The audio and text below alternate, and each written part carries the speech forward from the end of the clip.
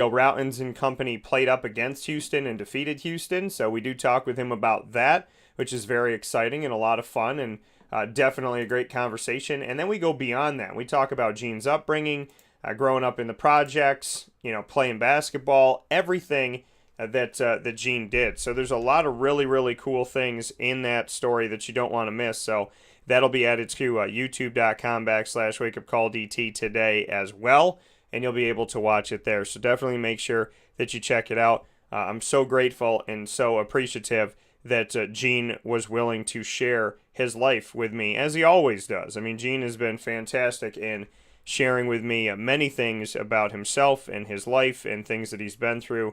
But yesterday was something that just went truly beyond, and I thank him so much for the time that he has spent and what he's given to me and to the show. So very excited to have Gene on the broadcast, and more than anything, that he's given to our friendship. He's been an incredible friend to me, and I appreciate that so very much. He's been there for me. I determine the value of a friend in the people that show up, in the people that are there, and the people that don't ask for much of anything. And because that's, to me, that's a true friend. I'm going to be there for you. I'm going to show up for you. I'm going to do what I can for you, and ask for really nothing in return. I just want to be there, So I really do appreciate Gene Waldron, and I'm so thankful that we got to do our show together from Cafe Kubal, and to be able to celebrate that moment and to make history, to be in Cafe Kubal Co-works and do our first show ever like that. That's actually where I recorded our commercials that we air with Matt Goddard, the owner of Cafe Kubal. So it's been a minute since I've been up there, and it's the first time we ever did a full show of Wake Up Call with Dan Tortora from Cafe Kubal Co-works on 208 North Townsend Street in Syracuse. And if you need some safe space to do your podcast, or you're trying to rent out space for your business, maybe you want to, have just a place where you go to work instead of, being in the house and whatnot, you can get in touch with Cafe Kubal and speak with them about Cafe Kubal Co-works. And I want to make sure that I give you the number here to get involved with Cafe Kubal Co-works if you have a desire to have some space, to rent out some space, or to do your shows up there, or whatever it may be. It's 315-605-8225. That's 315-605-8225 if you have the desire to go to Cafe Kubal Co-works and get in touch with them like we did there. You saw the awesome space and the exposed brick. It's really cool. There's a break room. There's, a great place to have meetings, and there's so much. So, I mean, it really is something that can add another layer to your business. So I would suggest that you go there and you get in touch with them. So thank you to them for having the show there, and go back and watch the show that Gene Waldron and I did, because it's definitely worth a listen for so many different reasons, for laughs, for seriousness, for life stories, for responding positively through to adversity, to talking about Syracuse basketball and everything that is going on with that currently. So a lot of great stuff with Gene Waldron. Make sure you check it out. With that being stated, inside of the Cafe Kubal studios, Wake Up Call with Dan Tortora is going to bring you a jam-packed show. On Friday that we have our 3 signature segments that I love so very much. We start off with the Annoying Moment of the Week, proudly brought to you by Carvel DeWitt. Lead, Learn, Evolve, Ad-Lib, and Deliver, proudly brought to you by Chick-fil-A Cicero with my co-host and sister, Juanita Ward. And then we get into the Top Dog of the Week is announced, proudly brought to you by Canine Kamp Dog Daycare and Canine Kampground Dog Boarding. And then we will jump into a video special to remember. You don't want to miss a second of this with Leo Rautins, a fantastic conversation with Leo from our neighbors to the north as he is quarantined up there in Toronto on the unique aspect of broadcasting games as a TV analyst from inside of the practice court of the Toronto Raptors while watching the game on the big screen instead of being at the game, because the Raptors are playing in Tampa this entire season, so that they didn't have anybody from the United States crossing over into Canada back and forth as they try to get a hold of the pandemic. So Leo will talk about his unique experience broadcasting this year. We'll also talk about the NBA and Commissioner Adam Silver and how he's handled everything, a year in the pandemic and his takeaways from it, as well as college basketball, his thoughts on Syracuse, and so much more. You do not want to miss this awesome video chat with Leo Rautins. He's been on the show many times, but we've never had him on video hanging out with us. So we make history today with Leo Rautins, as we made history yesterday with his teammate, Gene Waldron. So a lot of great stuff coming up inside of MonPazPopcorn.com's What's Poppin', and we're going to get into it right now with the annoying moment of the week, proudly brought to you by Carvel DeWitt, 4322 East Genesee Street in DeWitt, New York. It is what happy tastes like, and it is here for you right now. Again, the annoying moment of the week, the longest standing segment on Wake Up Call with Dan Tortora that I truly can never get enough of. And here we go.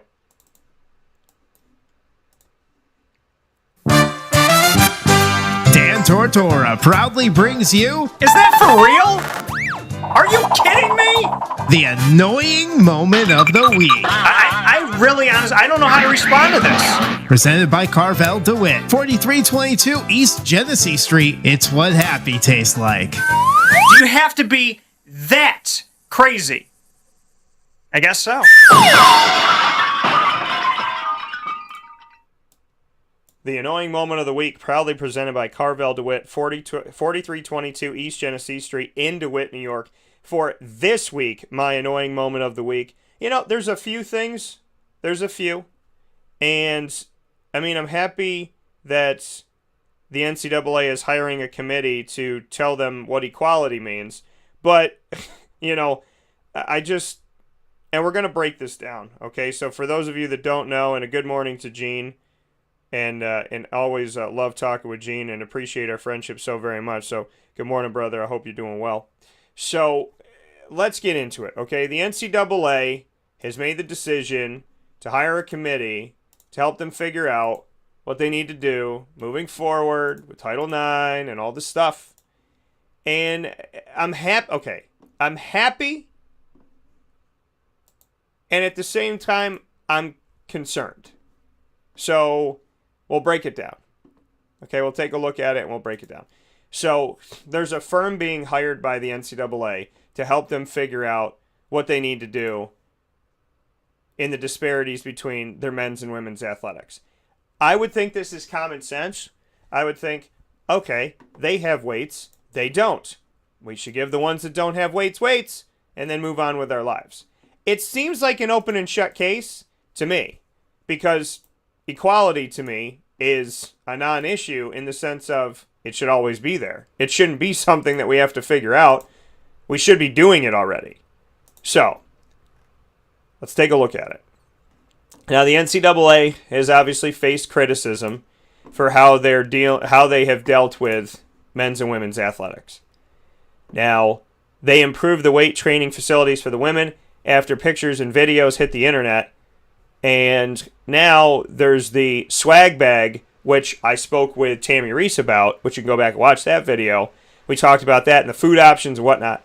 So, NCAA President Mark Emmert said, quote, "The NCAA will continue to address material and impactful differences between the Division I men's and women's basketball championships. While many of the operational issues identified have been resolved, we must continue to make sure we are doing all we can to support gender equity in sports. As part of this effort, we are evaluating the current and previous resource allocation in each championship so we have a clear understanding of cost, spend, and revenue," end quote. He said the law firm will help them evaluate their championships, quote, "to identify any other gaps that need to be addressed, both qualitatively and quantitatively, to achieve gender equity," end quote. So, this is my thing. I'm happy that they're focused on it. But if there's no videos that surfaced, would they be focused on it? That is my question. That's why it's an annoying moment. My other question is, why do you need, and shout out to my family in Spain that's watching, how you doing, Jose? But why do you need somebody to tell you what is basically supposed to be happening? Why do you need somebody to tell you that? You know, we got to hire a firm to tell us what we're doing wrong with equality. Really, bro? Really? You need a firm to tell you that? You know? That's like cheating on someone and going, let me hire a lawyer to tell me if I'm doing something wrong in my marriage. Like, I mean, to me, it's just, it sounds stupid, okay? I'm happy that the NCAA is trying to find answers to their problems, but their problems have been around for more than today. Okay? And they have a lot of problems. And I told you, 4 years ago now, that the NCAA would not exist as we know it if they exist at all, if they continue down the path that they're going down. And since I told you that, they've only had more problems, created more issues, had more backlash, and look like they're in more trouble. The NCAA is a problem because the way that they handle things is a problem. So this is not the only problem that they have. This is not the only issue that the NCAA has. It's one of many. It's one of many issues. And again, I'm happy that they hired a firm, but why do you need a firm to tell you what equality is? Why do you need a firm to tell you how to treat people the same? Well, our firm, after discussion and overseeing us, has decided that men and women should be equal. Duh. So that's my frustration. My frustration is that the NCAA can't just go, you know what? We've been wrong for a really long time, and we're not going to be wrong anymore. That's it. Hello and goodbye. Thank you for coming. You know what I mean? So I don't understand it. Another annoying moment of the week is the unfortunate passing of a player that just played in the NCAA tournament, speaking of the tournaments, and that is Oscar Freyer. Oscar Freyer of Grand Canyon passed away in a car accident this week on Tuesday morning, just days after he played in the NCAA tournament. His sister, Andrea Moore, and another person in the vehicle were also passed away. Freyer was a senior guard and forward on Grand Canyon who started in the 86-74 loss to Iowa in the first round of the NCAA men's basketball tournament. He had 8 points, 5 assists, 3 blocks, and a steal in the game. It was his 107th start for the Grand Canyon Antelopes. The school said in a statement, quote, "On the court, Oscar was known as the high flyer and will be remembered for his soaring dunks, tenacious defense, and game-changing blocked shots. Off the court, he will be remembered for his infectious smile, energetic spirit, and caring soul that made him one of the most well-liked students on campus," end coach. Bryce Drew also said in the statement, the head coach of the team, he said, quote, "We love O. He was a heartbeat of our team with his vibrant, energetic personality. I cannot put into words the hurt and sadness we all feel, but we know he's in heaven, and that gives us great joy to know we will be together again." First and foremost, I appreciate the faith of Bryce Drew. Thank you for that. So the vehicle was struck from behind by the car Freyer was in. So according to California Highway Patrol vehicle, according to local authorities, a California Highway Patrol vehicle was struck from behind by the car Freyer was in as 2 officers were assisting a stranded vehicle on a highway near Lodi, California, around 2:30 a.m. this past Tuesday. Freyer's vehicle hit a tree and became engulfed in flames. The officers were transported to a local hospital with, quote, "major injuries," and they're expected to survive. Freyer had already graduated with his degree in communications. He was set to participate in the school's commencement ceremony in April. His final message on Twitter said, "It's forever love."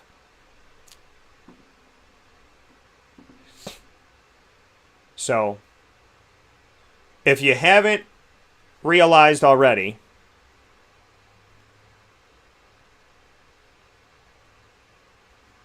you got to cherish the moments you have. You got to cherish the time you have. You have to cherish the people you have, the love that you have, the gifts that God gives you. You can't waste a second. You can't. You cannot afford to waste a second. Ever. Because wasting a second could be the last second you got. Or it could be the last second the person has cares about you so much. So don't waste time. Can never get it back. And Oscar Freyer, who I'll say a prayer for with Juanita in just a minute, I'm too young.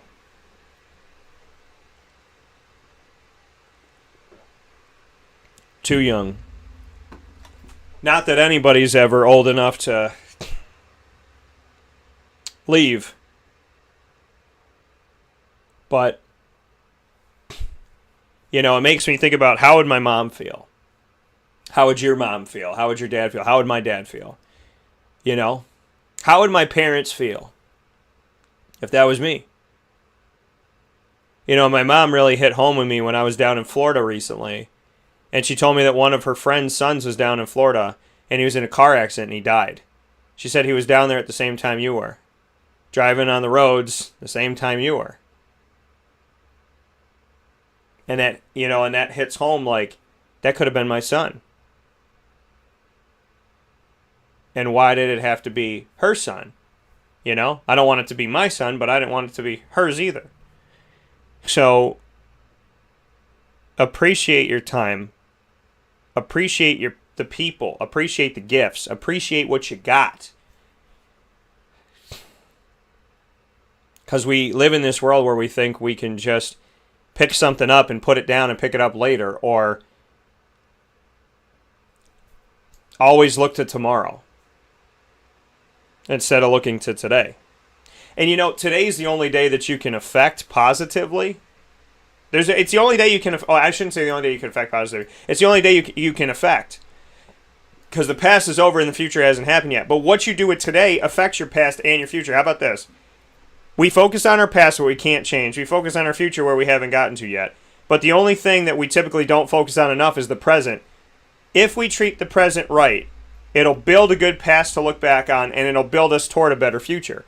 The present, in a positive way, can affect them all three of them, if we do it right. Oscar Freyer, Andrea Moore, to the other person in the car, God bless you. To the authorities that had major injuries, God bless you.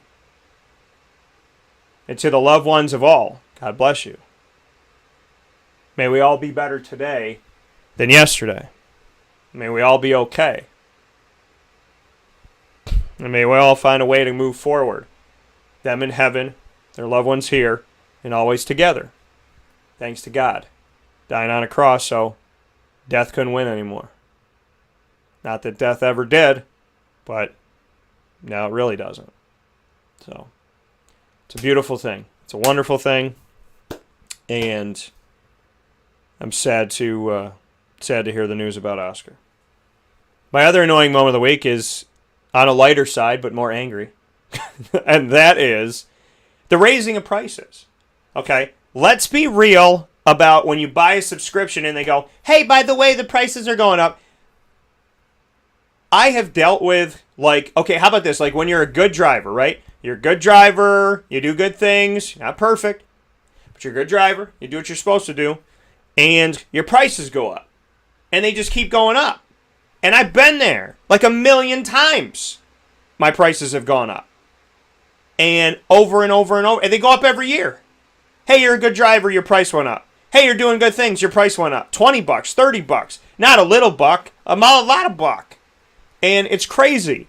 And let me tell you something about raising prices and memberships. Cable television has eradicated itself. It's killed itself. Cable television took its own stake, drove it into its own heart, and has rendered itself motionless. I mean, how stupid is cable television? Right? People start leaving, so they start charging more. Hey, we lost half our customers, so let's charge the half that stayed double, so it looks like we didn't lose anybody. You're going to lose everybody if you do it that way. They should be kissing the butt of everybody that wants to have cable television. $79? No. 50. 40. 30. You know what I mean? You call a cable company now, they go, well, we don't need you. Really? How are you existing right now? Well, we went into cell phones and internet, and if you don't have cable, we'll just charge you $90 more on your... No. Okay? My internet was $54. I got rid of my cable, it's $79. Why? Because I got rid of my cable. Because they wanted to punish me. That's what the cable company did. They punished me for getting rid of cable. So, to me, it's stupid. It's ridiculous. They charged my grandma, 91 years old, they charged my grandmother hidden channels. She didn't ask for HBO or any of these channels. They charged her for all this stuff. If my mom didn't call, would have never known. $160 when her cable should have been like, I don't even know, 90, 70. So, yeah. My final annoying moment of the week is to the cable companies. You should be really, really nice to us because we really, really don't need you anymore. And you really charge a lot of money, which is really why we stopped dealing with you. And in a pandemic, raising your prices, you should be ashamed of yourself. And Rectum, I'm talking about you. So, fix it. With that being said, we'll take a step aside for a fast break on Wake Up Call with Dan Tortora. That thing called life. Inside of the Cafe Kubal Studios. That was the annoying moment of the week, proudly presented by Carvel DeWitt, 4322 East Genesee Street in DeWitt, New York. It is what happy tastes like, and I thank them for giving me the opportunity to go off on something in a fun way, in a purposeful way, every single week. The annoying moment of the week, every single Friday, to start off the show right around 9 a.m. Eastern Time. We'll take our step aside, and we'll come back with Juanita Ward inside of the Cafe Kubal Studios. Juanita and I will have the opportunity to speak on LEAD, which is an acronym for Learn, Evolve, Ad-lib, and Deliver. And coming up next, we'll tell you our thoughts on keeping the outside noise exactly where it belongs. Outside.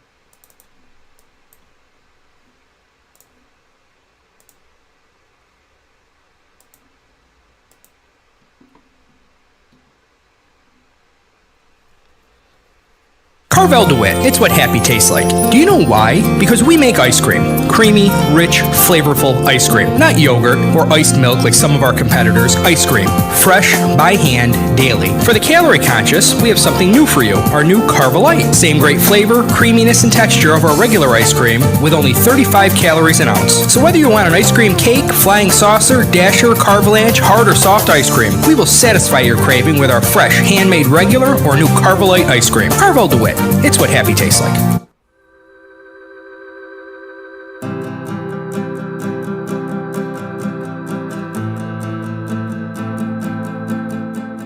Cafe Kubal offers same-day local delivery of our products, offering no delivery charge for Onondaga County. Shop cafekubal.com for fresh roasted coffee beans, cold brew, travel mugs, and all your essential Cafe Kubal needs. Cafe Kubal, coffee for the soul.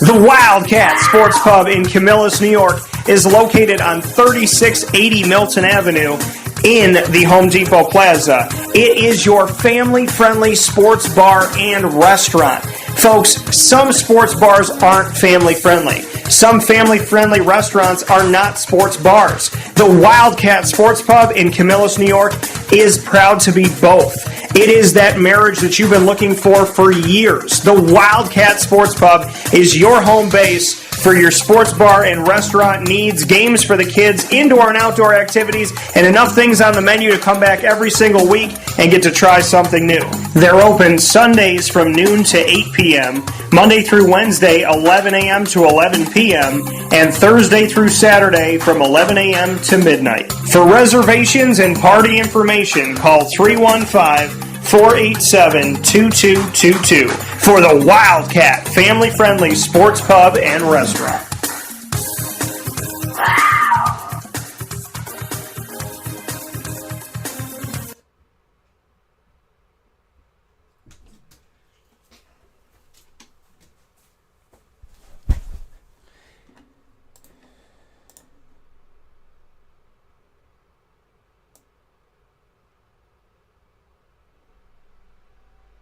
Welcome back here to Wake Up Call with Dan Tortora on wakeupcalldt.com, your one-stop sports shop, and on mixlr.com/wakeupcalldt. Proud to be hanging out with you inside of the Cafe Kubal Studios. You're also watching on Facebook Live on facebook.com/livenowdt and on youtube.com/wakeupcalldt. So however you're connected with the show, thank you so much for tuning in to today's Wake Up Call with Dan Tortora, of course, here on a TGIF, which means that we have our beautiful trio of signature segments that we do every Friday. You just heard the annoying moment of the week. You will hear the top dog of the week, but right in the middle of all that is where Juanita and I are here with you every Friday with Lead. Learn, Evolve, Adlib, and Deliver. Proudly presented by Chick-fil-A Cicero on 7916 Brewerton Road in Cicero, New York, where I went yesterday because I had a little celebratory moment, a little celebratory part to my day. And so I called up my buddy Matt and I said, I'm going to Chick-fil-A. And I got myself the spicy chicken deluxe sandwich. That's my go-to. I got an Oreo shake because I really don't get shakes a lot. So I got an Oreo shake, spicy chicken deluxe, got their barbecue sauce, which normally I go Polynesian. And I got to tell you, their barbecue sauce it holds its own. I got respect for it. So had a good time at Chick-fil-A. And you can venture over there today. And I hope that you do.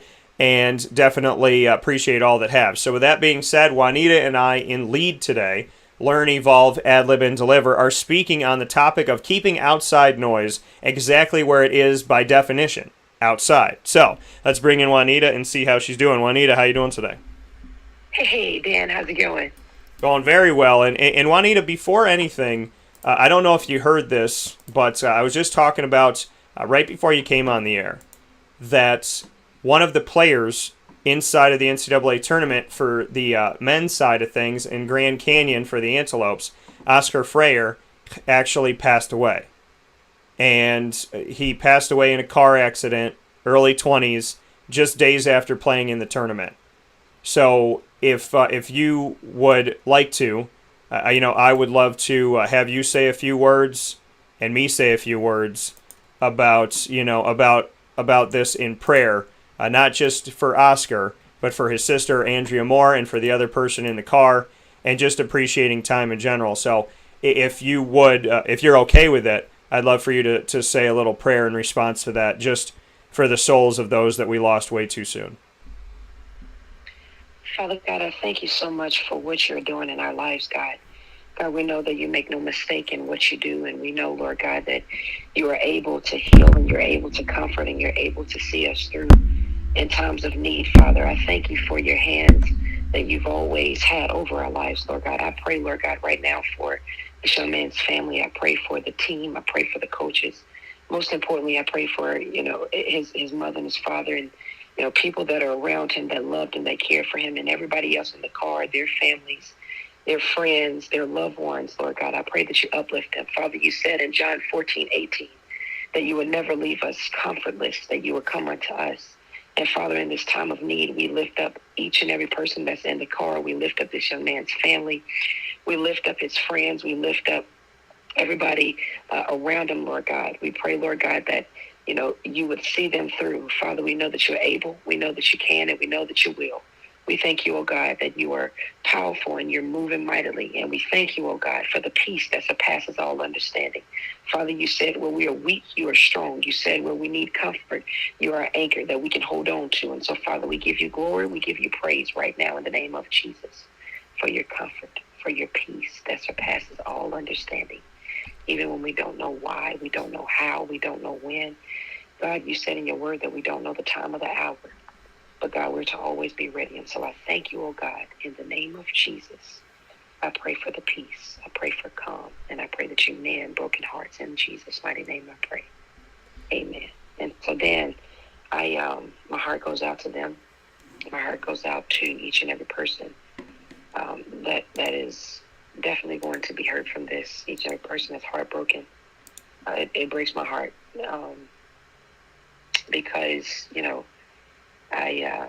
that's not something that you want to hear. And, I pray for his family. I pray for each and every person in the car. I pray for their families during this time. But I do know one thing, that when we don't know which way to turn and we don't know why certain things happen, we can always look to the hill, because that comes our strength and our help. And so my prayer and my encouragement to them is in the coming days, when they are, trying to figure out why, and they're trying to figure out, where he is, and they're missing them, they're missing him. Yeah. Just keep the faith, keep the memories, continue to remember the good times. And God will definitely see them through. Nobody said that the road was going to be easy, but I do know that God makes no mistake. And I pray for, the other people that was involved in the crash as well on the other side. And so I I really, really, are praying for, the hearts of them. But I know that God will see them through. No mistake. It's not going to be easy right now, but I do know that the other people that was involved in the crash still in the meantime, even when we're off the show, I'm definitely still going to be praying for them, that God will continue to comfort them in the next coming of days. And I appreciate that, Juanita, very much, and very beautifully put, completely off the cuff in the moment, and I appreciate that. And I would like to add, if I may, I'd like to say, in the name of the Father, and of the Son, and of the Holy Spirit, amen. God, please watch over Oscar Freire. Please watch over, you have him back home with you now. You have Andrea Moore home with you now. You have the other person in the car home with you. Please be with them, heal them, help them to feel the light of your love, and to be that light down to the earth, to the world, to their loved ones, to everyone that is affected by this. For the other people in the crash, may they get through this, may they heal, may they be okay, may we not lose anybody else physically to this, and may it remind us all today what I said earlier in the show, which is may it remind us that time is precious, love is precious, the people that we have are precious, the gifts that we have are precious. Every single step we take is purposeful. May we make it purposeful. May we always be walking in a direction back home to you. May they be home, and may their loved ones, as they feel like when they walk home today and they go home today and they drive home today and it doesn't feel like home because they're not there, may they feel them, sense them, know them. Lean on you, as Juanita said. Lean on your strength. Lean on your courage. Lean on the fact that you will always, always pick us up and always help us find a way. It seems impossible right now, and it is incredibly, incredibly sad for a parent to have to bury a child. But may they look back on the memories, look back on the love, and find some way, somehow, to get through it through you, to find peace, to find love, to find the light, to find things that they can build upon. May they never give up. May they never give in. And just like when my grandfathers passed away when I was a kid, and I thought to myself, I cannot take one more step forward. That was almost 30 years ago. So give his mother the strength as his father is up in heaven. Give his mother the strength. Give all of his loved ones the strength to stand when they feel like they can't, to walk when they can't take another step, to pray when they don't know how, to sleep when they can't imagine going to bed. Help them little by little to get through this and to never, ever lose their faith in you, their love in you, and if they already have, may they get it back. Don't give up on them. Keep that light shining, and keep this world in your arms, because every single day somebody's going through something, and we don't ever know truly what everyone is going through. Not even the people we're closest to sometimes do we know. So help us with all of our trials and tribulations. May we become better because of it. And may we not know you as an angry, vengeful, and hurtful God, but as a loving and caring God that sometimes we don't understand, but that we trust. Amen. Juanita, life is so precious. And you know that, and I know that. And I know that we're not perfect at it. But every moment counts. And so before we get into our specific topic of today, I want to ask you what you're thankful for and what you're grateful for today, in this moment, when you woke up this morning. What keeps you going, and what are you thankful for? Dan, I always say this is the day that the Lord has made. Rejoice and be glad in it. And, there's so much that's going to happen in this day. There's so much that has already happened before I've even awakened. And I just wake up with a thankful heart, a grateful heart, just knowing that, something good today is going to happen. Something good today may not go the way that I want it to go, but in all, I'm still going to be grateful. I'm still going to be thankful, and I'm still going to be happy. And that's my thank you every day. I have these words on my wall, and when I get up out of the bed, first thing I do, I look up and I see these beautiful words right in front of me, right under my clock. I see honor. I see be happy. I see unique, and I see smile. And my mother bought me this clock, and she said, I want you to put this clock up in your room. So why this clock out of all the clocks? Like, why this one in particular? And so she said, well, when you put it up, you'll see.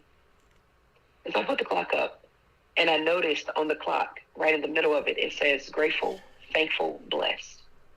Those are 3 words that she always want me to remember. Grateful, thankful, blessed. In that order. Wake up with a grateful heart. Wake up with a thankful heart. And know that you're blessed to be alive. And so I don't take anything for granted, and I'm so grateful. And so I always wake up with a smile. Most importantly, I wake up and I say, good morning, God. Good morning, Jesus. Good morning, Holy Spirit. Because I want the 3 of them to know that I'm grateful for this opportunity. Yeah, and that's the thing. I mean, you wake up in the morning, the first thing that comes out of your mouth should be, God, thank you for waking me up today. Thank you for just getting me up. Thank you, I'm here. I love when I wake up in the morning because it means I got another adventure. I got another shot. I got another I got another chance to talk to my friends, to talk to my family. I have another chance to do my show, to do what I love. I got another chance to see Lily. And I got a chance to finish Justice League because it's over 4 hours long and it's taken me 3 days. So you get a chance to just do, a chance to walk. I loved that yesterday. I spent some time with a priest that means a lot to me yesterday.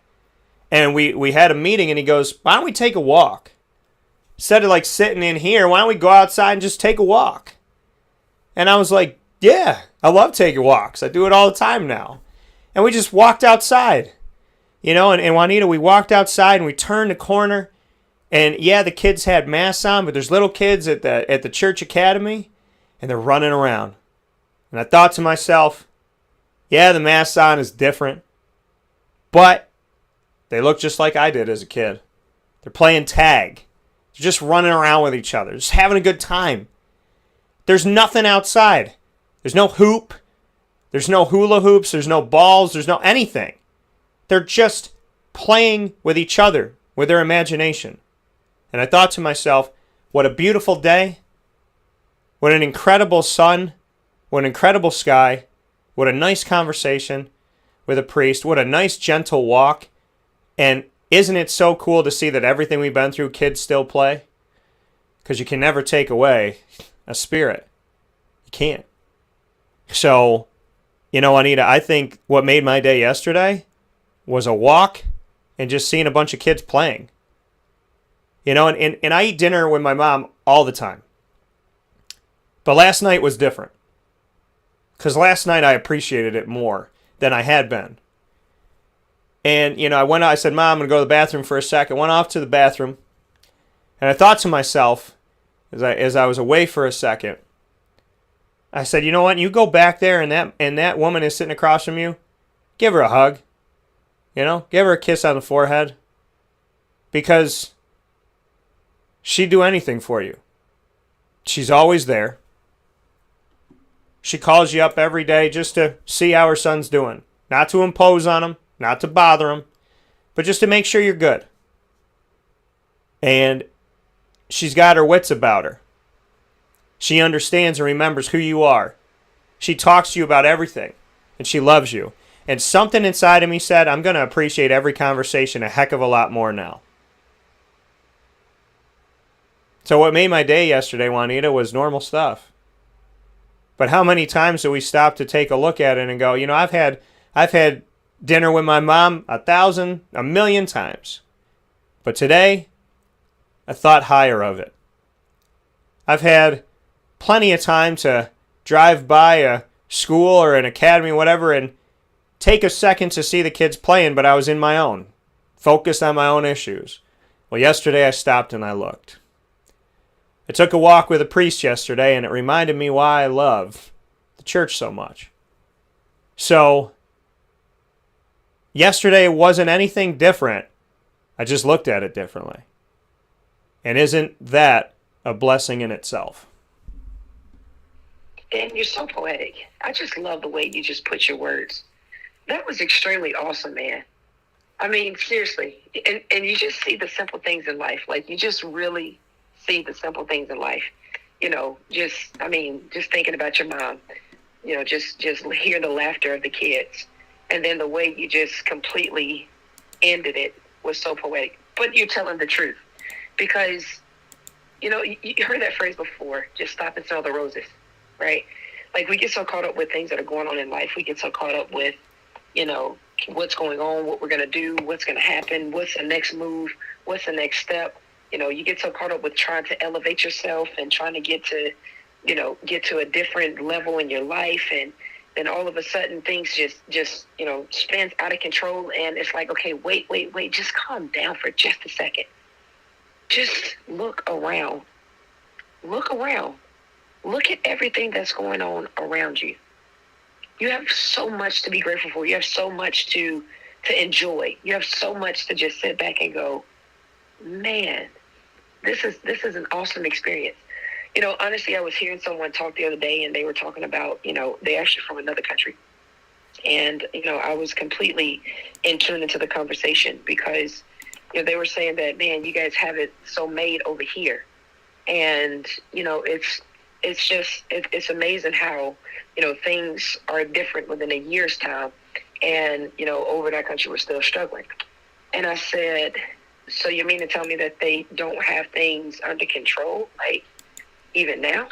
Yeah. And they said, no. I mean, the freedom of you guys just walking around with no pollution in the air, the freedom of you guys just walking around with, nobody, trying to do something that's reckless or harmless. You guys have freedom. And I said, that is true. And it took me back to when I used to travel, when I was traveling, to play professional ball. And I said to myself, this is true.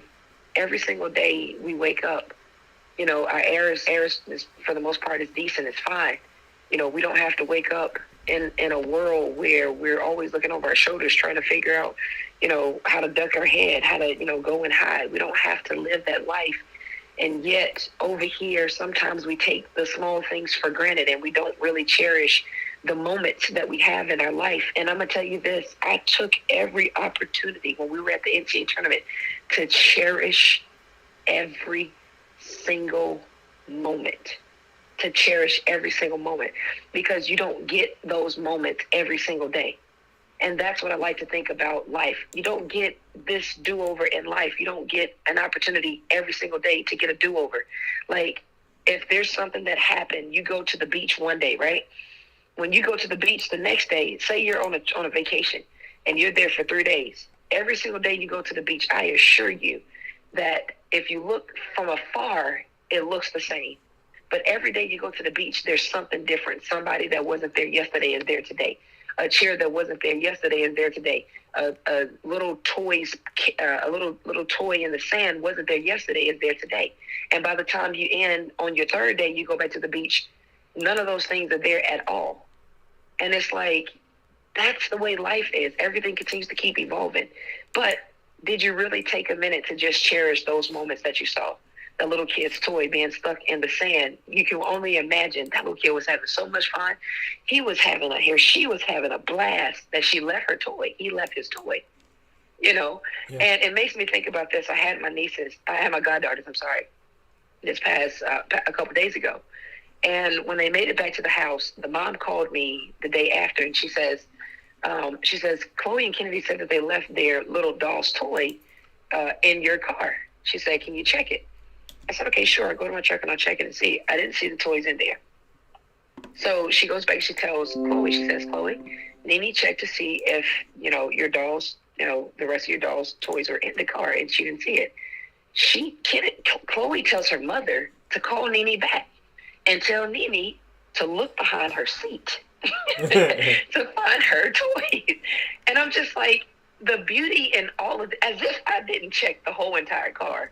This little 3-year-old thinks that, she remembers specifically exactly where she lost the toy. And I checked and I went back out to check again and did exactly what she told me. And as I was out there checking, I'm going, this is so awesome. Like, the things that we do for, people that we love, the things that we do, the things that we just miss and not cherish. I could have went out there and said, or I could have said, man, I ain't going back out there to check the car. I already checked it. I know that's not in there. What does this little 3-year-old know? But it's the innocence of her and the way that she said it and what she felt like she knew. And it just made me go, oh my gosh, like, I just love everything about this moment. I love it. And I just cherish that moment. And that's a beautiful thing to take that in, to take that time, to cherish that time. Time. We complain when we don't have it, but when we got it, what are we doing with it? And one of the things that I struggle with my whole life, I still have my moments. Getting better at it. God and I are working on it. God's perfect at it. I'm getting better at it. But it's keeping the outside noise outside. And it's something I want to talk about today because I put up a quote, and for those of you that follow like my Instagram and whatnot, I try to put up inspirational things on my stories, and when it's a quote that comes direct in that moment, I sign it. I sign each of them individually. So if you see my signature, those are from me. And it's kind of like a letter to someone who needs it every day. And sometimes I need the letter, so I put it out there. And recently I said, keep outside noise where it belongs. Outside. By definition, it's not supposed to be in you. In your brain, in your heart, in your house, in your soul, in your body. It's not supposed to be there. And, outside noise, that's what it is. And Juanita, you dealt with it as a player. The boos and the hisses and going on the road and all that stuff. And you dealt with it. You've talked about it before. People that said you couldn't make it, you couldn't do it. People that probably said Jackson State can't do this and they can't do that. People that told you can't write a book, you can't do this, you can't do that. Outside noise. And it belongs outside. That's why it's called, that's why God gave it the name outside noise. It's where it's supposed to be. But problems arise when we let it in. So how do we keep the outside noise where it belongs, outside? And what techniques and what things do we do to make sure that those that are trying to dismantle us inside never make it past the front porch? It's all a mindset. It's all how you, perceive something.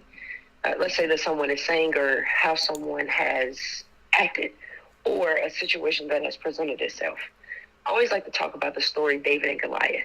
We know this story, right, Dan? Like, we've heard this story our whole entire life as a kid growing up. Yeah. And I absolutely love this fascinating story because most people only stop at the fact that this little skinny boy was able to take a rock and knock down a big, tall, 8-foot, 10-foot Goliath. And none of his brothers could do it because they were, they didn't believe that they could knock him down. And everybody loves to talk about that they didn't believe part and how the brothers were extremely strong in the natural, and the brothers naturally had what it took, and other people around them had what it took, but they did not know how to use what they had.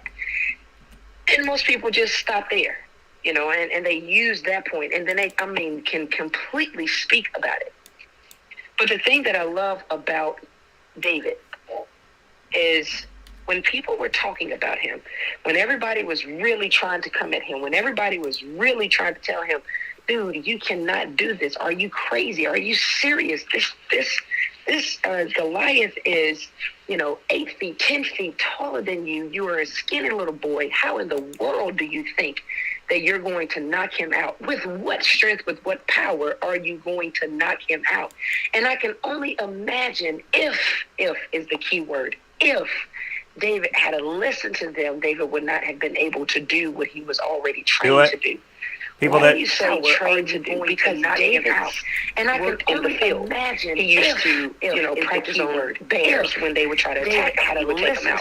He used to practice on lions when they would try to attack. He would take them out. He used to practice on. Why do you say trained to do? Because David, he took them out in the field. And I can only imagine in his years of coming on bears when they would try to attack him. He would take them out.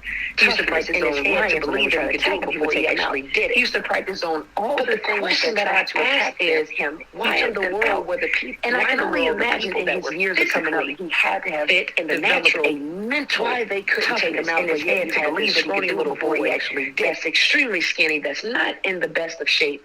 That's not physically fit. Does not have the muscular stature that the other ones had. And this little skinny boy takes a rock, puts it in a sling, cocks it back, and pow, knocks Goliath out. The answer to that is because of his mental toughness, because he was mentally strong to keep out the outside noise, because he was mentally strong to understand that it's not about might, it's not about strength, it's not about the physical attributes of a person and how strong they are in the physical. It's truly about the mental. Are you mentally strong enough to keep out the noise, keep out the shatter, keep out the talks, keep out the problems that are going to arise that will make you say, okay, well, I should do it this way, I should do it that way. I need to listen to them. They say that I can't, well, then I can't. If they say that I should have, then maybe I should have. If they say that I would have, maybe I would have. No. The reason why you have the power, the reason why you have the opportunity is because you have become mentally stronger. And if somebody that's listening to this is in a stage in their life where they have not become mentally strong, where they don't think that they have the power, they don't think they have the strength, let me remind you, Romans 12:2 always says this: be transformed by the renewing of your mind. Every single day, you have the opportunity to speak life, to speak words to your situation, to speak things into existence. We don't just go around this world and say, man, I wish I was a millionaire. Man, I wish I was on my own company. Man, I wish that I could, really play basketball and make it to the next level. When you talk it and you don't walk it, something in the middle doesn't add up. So when you have people that are telling you that you can't do it, those are the people that are afraid to do. When you have people outside that are trying to stop you from succeeding and stop you from making your dreams come true and stop your vision that you have for yourself, that you've written down, that you talk about every single day, that is deeply buried inside of your heart, that continues to play the image in your mind. When you have those dreams and there's other people that says, oh, stop it, you're not going to do this, you're not going to do that. Situations come up and you're like, man, seriously, how in the world? Why? You have to remember who you are. You have to remember what got you to this point. You have to remember why you are the person that's at this point in your life. You have to remember why those people are saying the things that they're saying to you, because they can't do what you can do. They can't walk your walk. If they could, they'll wear your shoes. They don't fit the same size shoe that you wear. And even if they do wear a size 9, their feet is not the same as yours, because God makes nothing duplicate. The outside noise, that's just what it is. I love when I come inside the house, because inside my house, I have a seal. When I close that door, it cuts everything out. It shuts everything out. Outside stuff, you have so much pollution. You have the polluted air. You have pollen in the air. You have, gas fumes going around. You have so many people out there yelling, and you have music playing everywhere. You have all of these things that's going on outside. But when you shut the door, it's all you. It's you on the inside.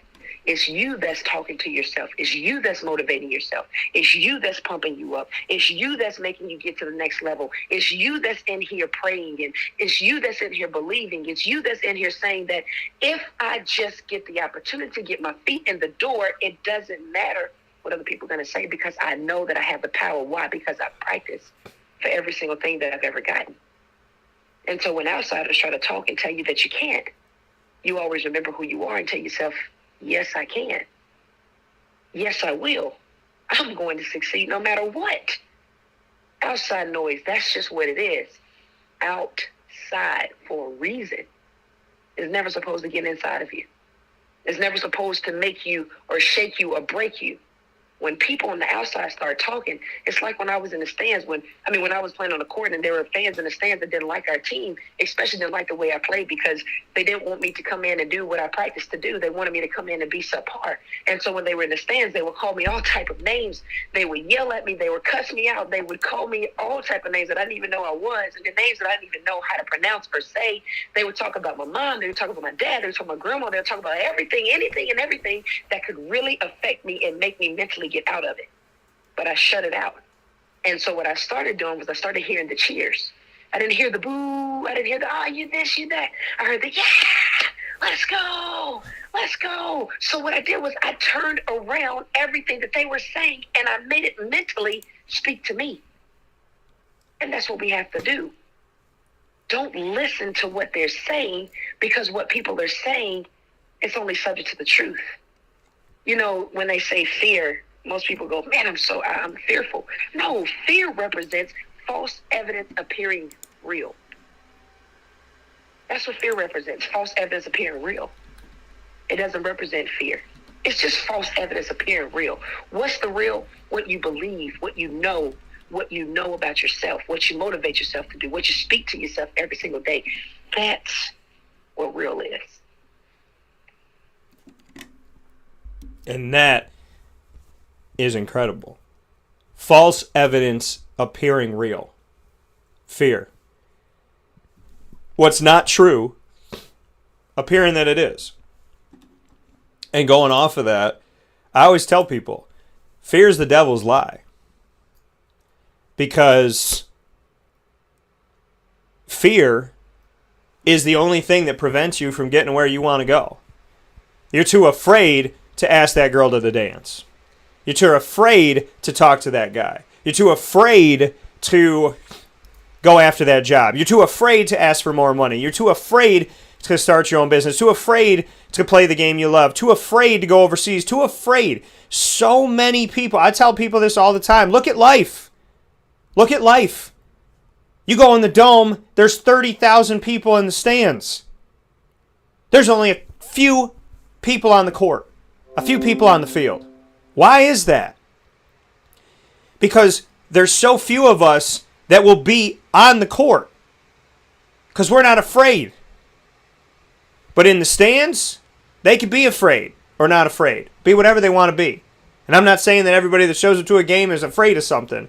I'm using an analogy to tell you, in an NFL stadium, there's 70,000 people in the arena. There's 22 people on the field. And that, to me, I always use to embody life.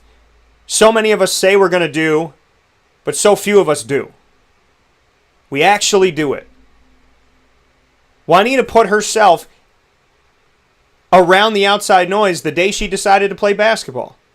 The day you committed to it, Juanita, you committed to grammar school, high school, college, pro, people saying, I don't like you. Not because of any reason other than the fact that I don't want you to beat my team. But you put yourself out there. When I became a broadcaster and I put my name everywhere, Dan Tortora can't hide. I can't. Once my name's been out there professionally for over 17 years.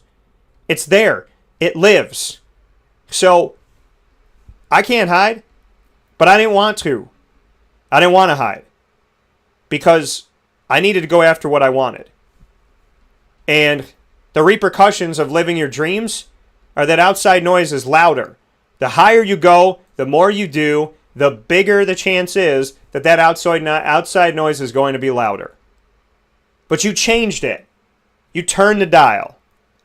You heard the boos and you turned them into ahs. You heard the negative and you made it a positive. And that is a gift that you work on. It is not easy to turn that dial sometimes. But fear is the devil's lie. Because right on the other side of fear is what you want. It's the only thing that blocks you. People think that other people are keeping you from what you want? No. You think the noise is keeping you from what you want? No. You're keeping you from what you want. Because you're listening to it. You're letting it in. Why?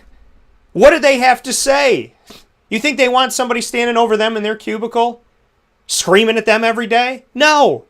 But they do it to you. Why do they do it? I don't know. Could be a million reasons. But they're not happy.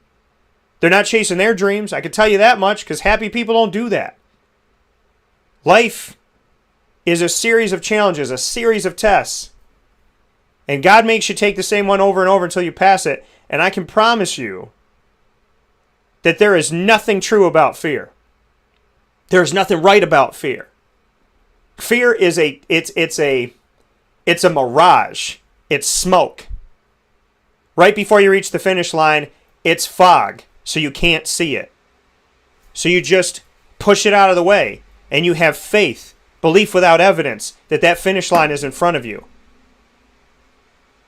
If life was easy, there wouldn't be any smoke. There wouldn't be any noise. It would just be the finish line, and you would cross it, and nobody would challenge you.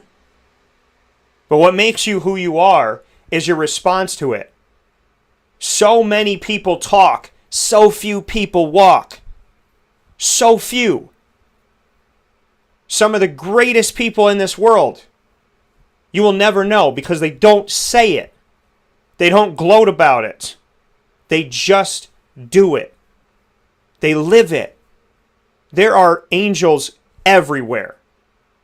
And my mom told me a long time ago, it's what you focus on. It's what you focus on that you get more. It's what you focus on. That's what your life becomes. Do you focus on the angels? Do you focus on the demons? Do you focus on the outside noise, or do you focus on your love for yourself and God's love for you? What do you focus on? Because you become what you focus on. And if I was afraid to get on the air, my entire life wouldn't be as great as it is right now. If you were afraid to dribble a ball and go on a court and take a deep breath and take that free throw when they're screaming at you, then you wouldn't be Juanita Ward. They say that God gives you gifts, and our gifts back to God is how we use them, what we do with them. You think He wants you to be scared? No. Does He understand that you will be sometimes? Yeah. That's why He walks with you. That's why He gives you Bible verses. That's why He gives you those birds that just end up landing on that tree that you're looking at, and your favorite's a blue jay, and here comes a blue jay. That's why He gives you those awesome grandparents and those parents and those friends. That's why you find that nickel on the ground. That's why little tiny things that if you notice them are really, really big in the grand scheme of things. Because that nickel that you found on the ground 3 years ago, that got put in your for another day jar, right? And now, a few years later, you're going to Florida, and that nickel, with all them other nickels, helps you pay for your trip. Every pebble counts. Every rock counts. Every piece of sand counts. Every bit of it. Every bit of it. Every step you take, it counts. And the moments that you have to make a difference, and you have a choice between being afraid to do it or courageous to do it, I want you to remember something. Courage is not the absence of fear. I can't take credit for this quote. But courage is not the absence of fear. It's realizing that even though you might be afraid, you saddle up anyway. And you go forward. It's not easy to have someone pass away. It's not easy to have somebody say no to a date. It's not easy to have somebody tell you you're not qualified. It's not easy to feel like you don't have what you want. But you get up and you saddle up anyways. Because on the other side of fear is everything God has waiting for you.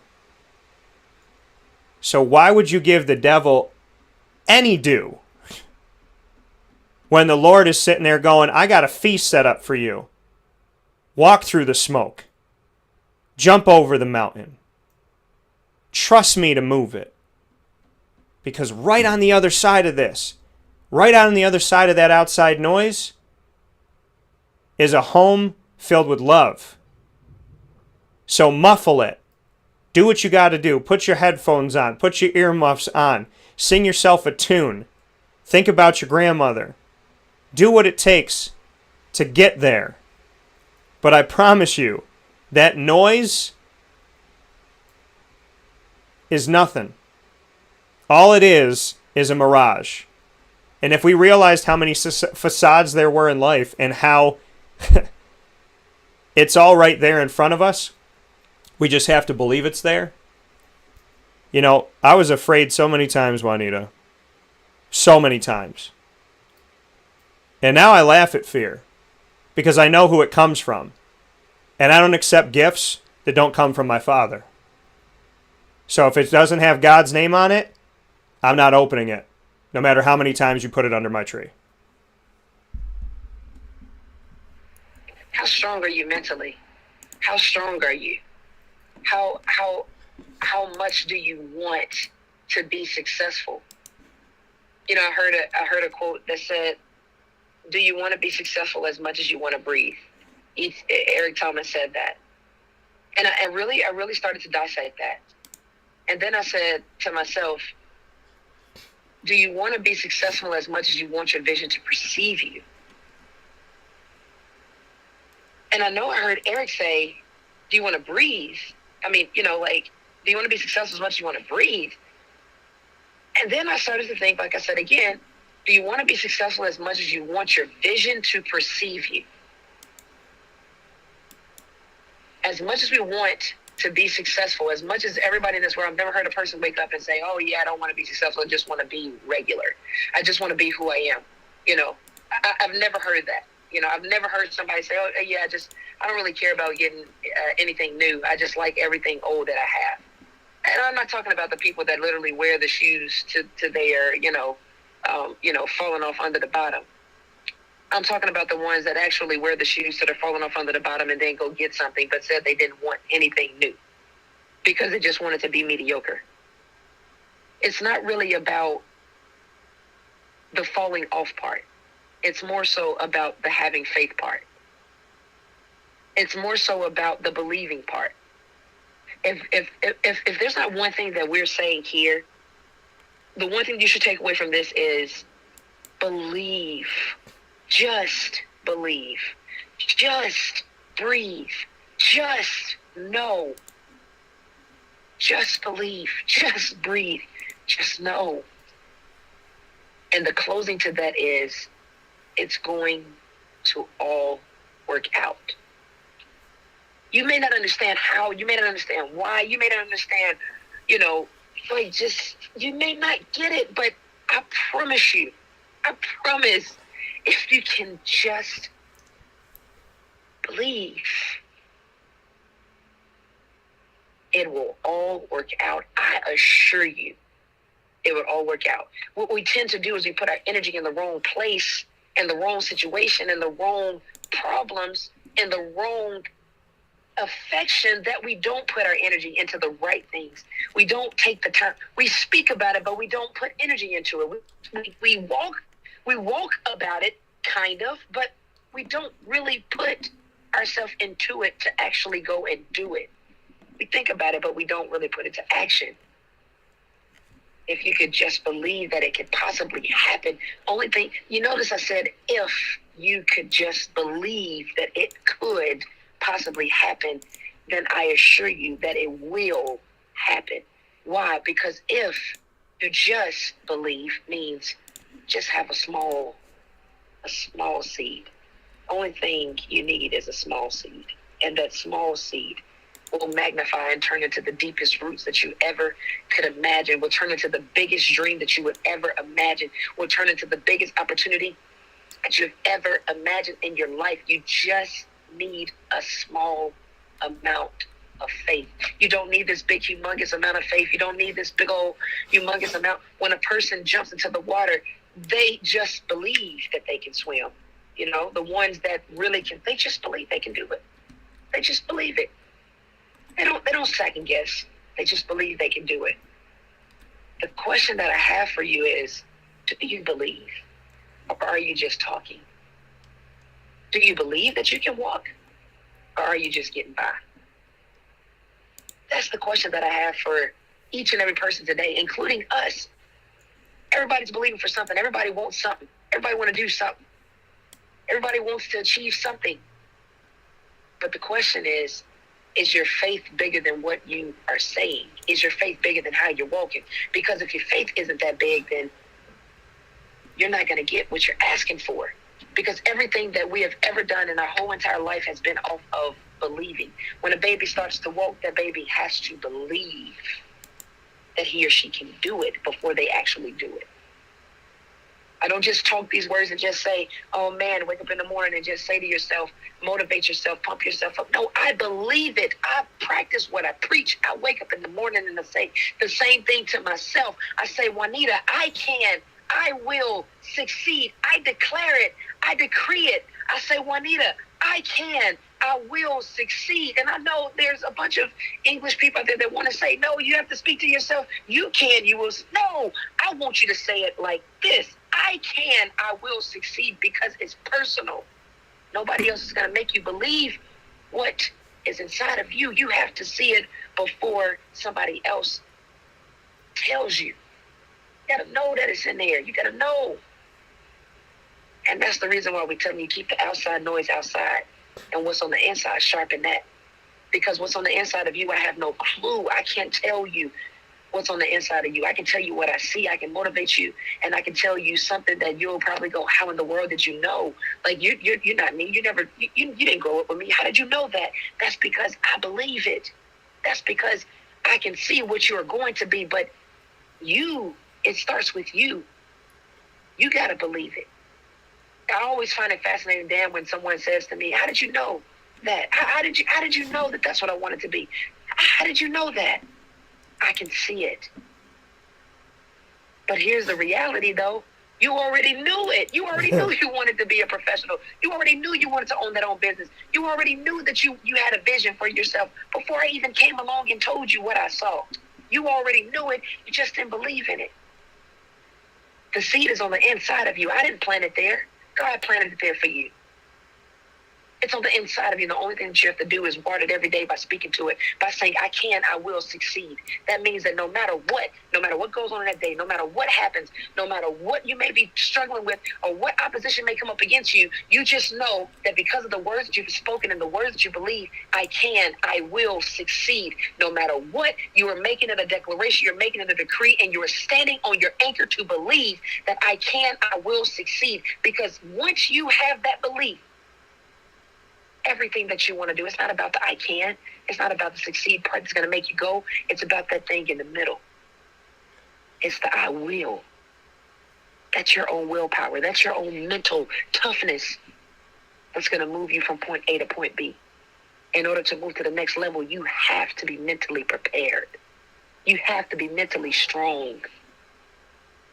And I guarantee you, if you wake up every day and you sharpen who you are, you sharpen the inside of you, all the pollution on the outside, all the pollen on the outside, all of the bad winds on the outside, the bad breaks, the ones that you don't think that you can get through, I promise they will change, because you are changing your mindset. There's a David inside of each and every one of us. And the only thing we have to do is tap into it. I dare you to tap into it. I dare you to believe. I dare you to wake up and say every single morning, I can, I will succeed. For the next 21 days, I dare you to say, I can, I will succeed, and watch and see that there's a transformation that takes place mentally. Dan, I love you, man.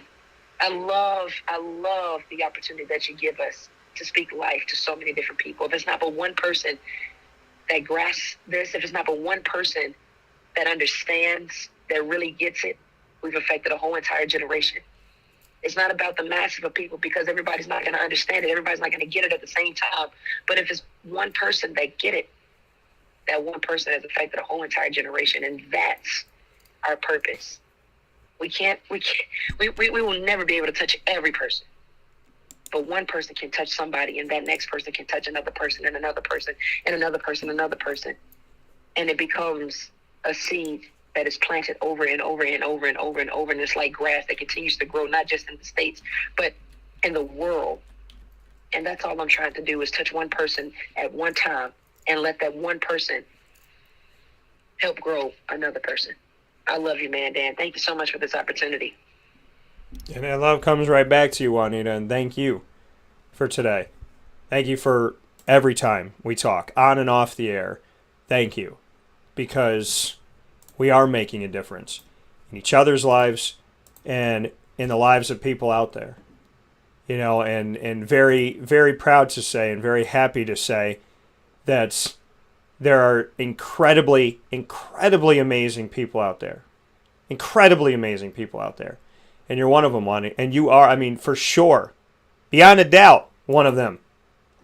And I'm so grateful that we met, and I'm so grateful that we have our bond. So I love you back times a million, and a million on top of that. Thank you for your positivity. Thank you for your goodness. And thank you for living that every day.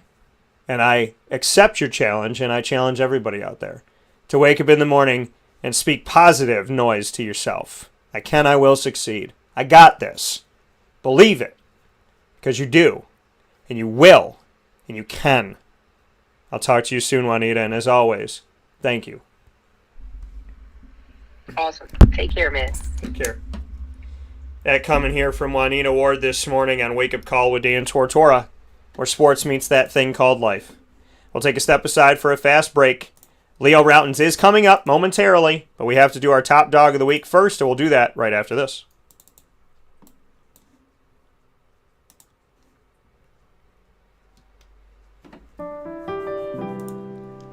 Avicoli's Restaurant, located right at the corner of Route 57 and Wetzel Road, is proud to be your local neighbor, growing with you for over 20 years. We're open 7 days a week for lunch, dinner, and drinks. For takeout, delivery, or catering, call us at 315-622-5100. When you order online and use our promo code AVS10, you will save 10% on your online purchase at myavicolis.com. And make sure to join us monthly for our live on-site broadcasts centered around Liverpool athletics. Avicoli's, your local, trusted neighbor right at the corner of Route 57 and Wetzel Road.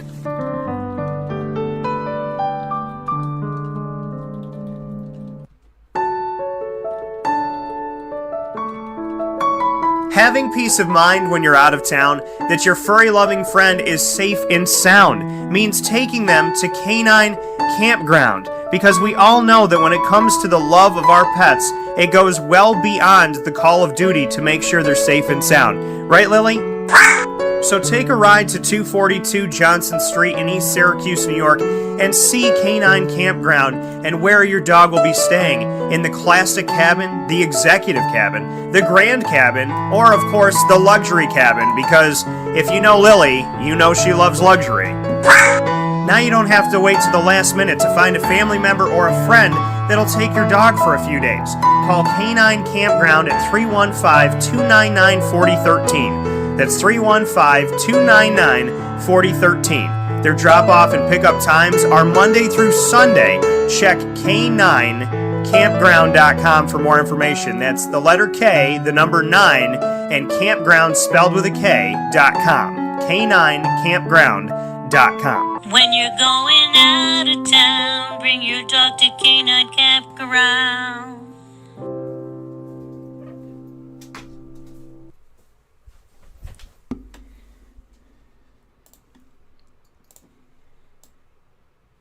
Welcome back here to Wake Up Call with Dan Tortora on wakeupcalldt.com, your one-stop sports shop, and on mixlr.com/wakeupcalldt. For those of you waiting on here to hear from Leo Rautins, he'll be coming up in just a second, but not before we do our top dog of the week, which I always need Lily's help for. So, let's get that going here for the top dog of the week.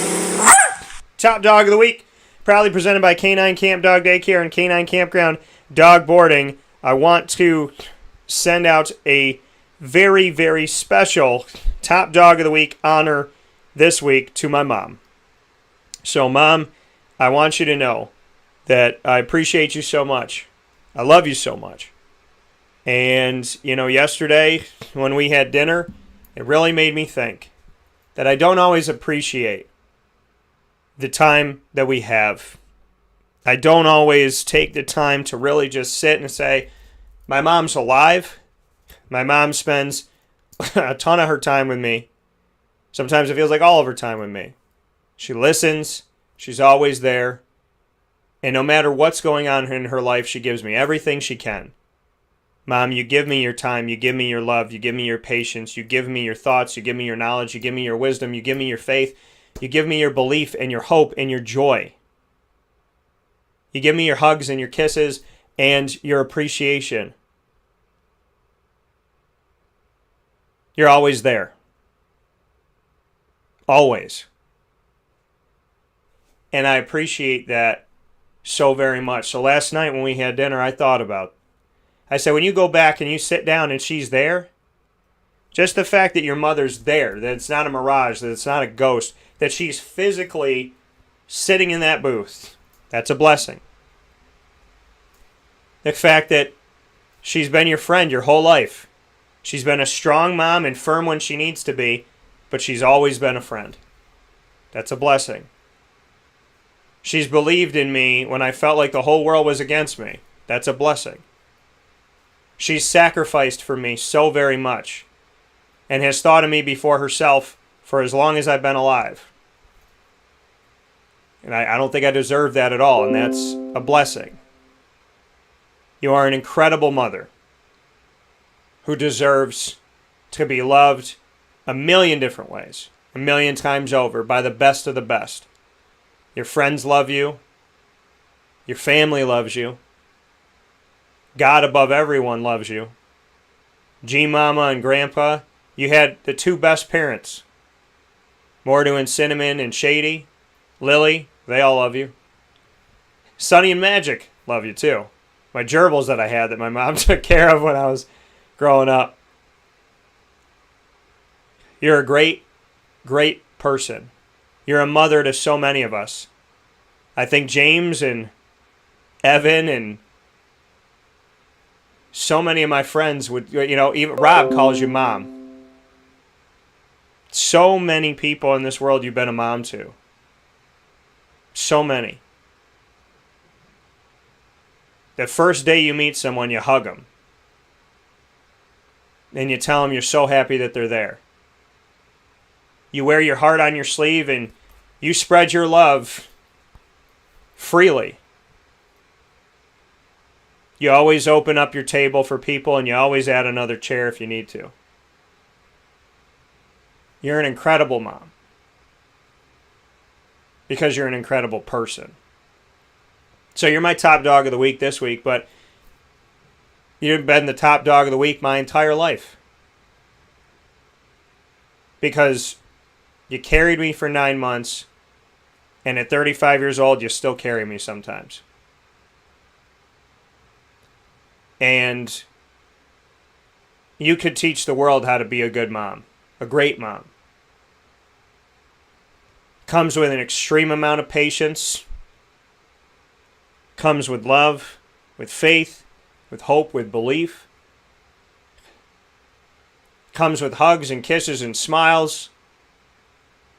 Slumber parties and TV shows and music and singing together. Comes with walks and hour-long talks. Comes with laughing until we cry and we can't see. It comes with really heartfelt conversation and tough moments. It comes when we're choked up, and it comes when we're happier than can be. It comes when life is scary, and it comes when life feels easy. And whether it's trying to find a new car, thinking about where to live, figuring out a relationship, going to a wake for the passing of somebody, starting a new job or a new frontier. There's no one stronger than my mom. And being raised by the best compels you to be your best. And so I know that I will be the best father I can be because I was taught by an incredible person how to treat people. Even when I don't like the way they treat me, even when life isn't fair. You've always been real with me. You've always been true to me. You've never told me what I wanted to hear, and you've always supported me. And you somehow find the healthy balance of telling me how life is, yet understanding how the way I want it to be isn't wrong. It just doesn't always happen. And it doesn't always happen maybe when I want it to happen.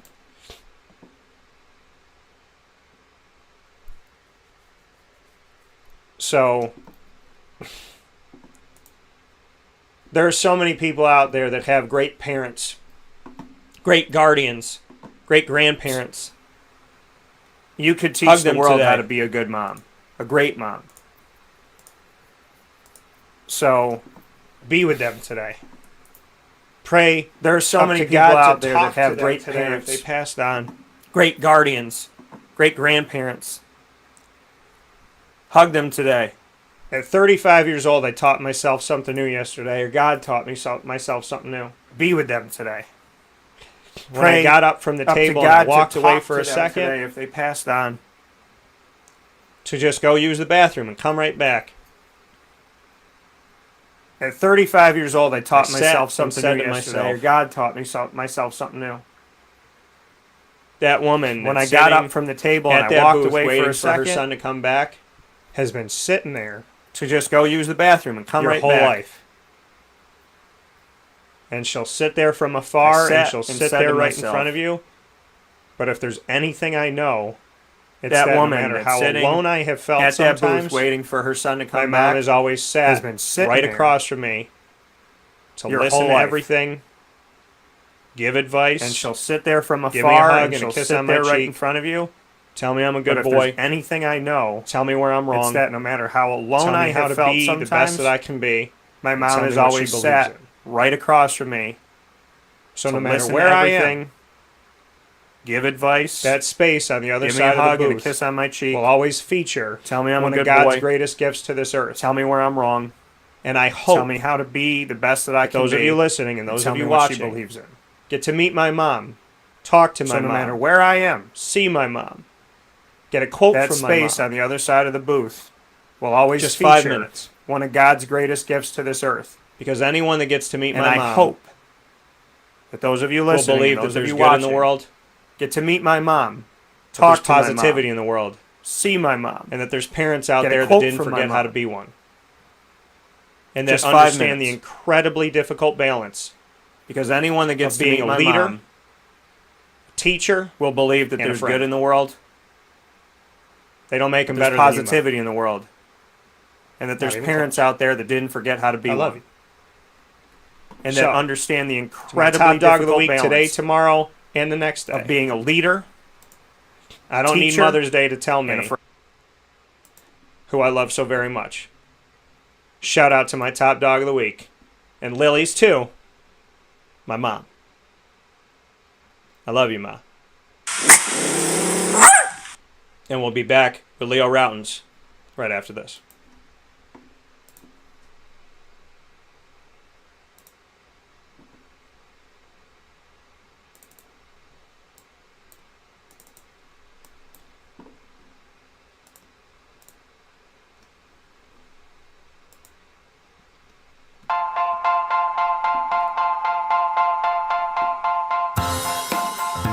Cafe Cabal Mobile Cafe brings the cafe experience to you.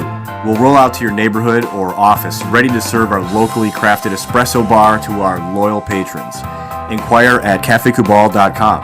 Cafe Cabal, coffee for the soul.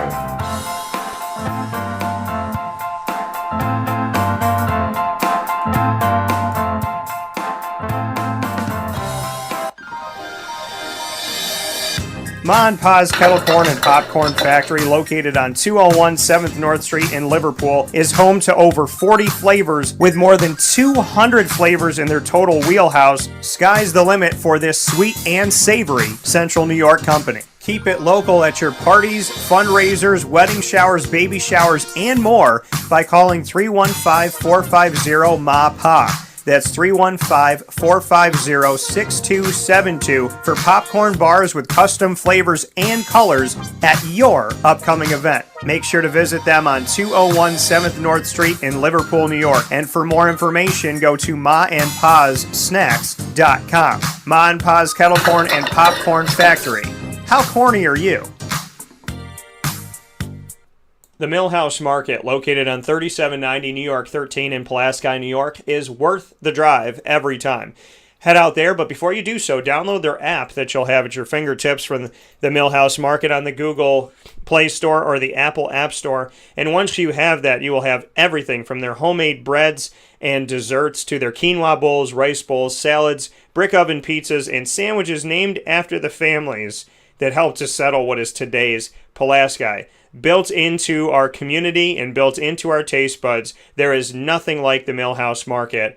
And they open for you Tuesday through Sunday from 7 a.m. to 8 p.m. Tuesday through Saturday, and 7 a.m. to 3 p.m. on Sundays. Offer you so much. Local companies there inside of their general store being promoted. So not just the Millhouse Market as a local company, but they also support surrounding local companies as well. They build a community there.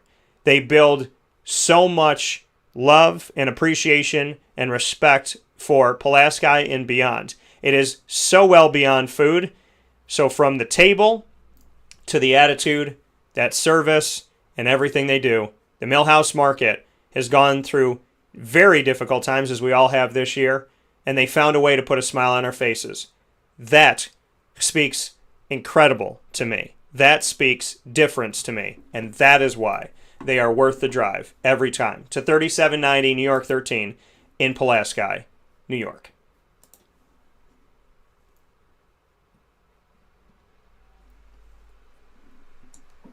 Welcome back here to Wake Up Call with Dan Tortora on wakeupcalldt.com, your one-stop sports shop, mixlr.com/wakeupcalldt, where you are listening in, and of course here on Facebook Live on facebook.com/live-now-dt, and on youtube.com/wakeupcalldt. Very proud to have in the building somebody who embodies this and that is Leo Rautins here with us, played for Syracuse, and obviously works in the TV world with the Toronto Raptors, has done that for a very long time with TSN, NBA TV Canada, and Company Sportsnet as well. So with that being said, Leo, welcome back to the show.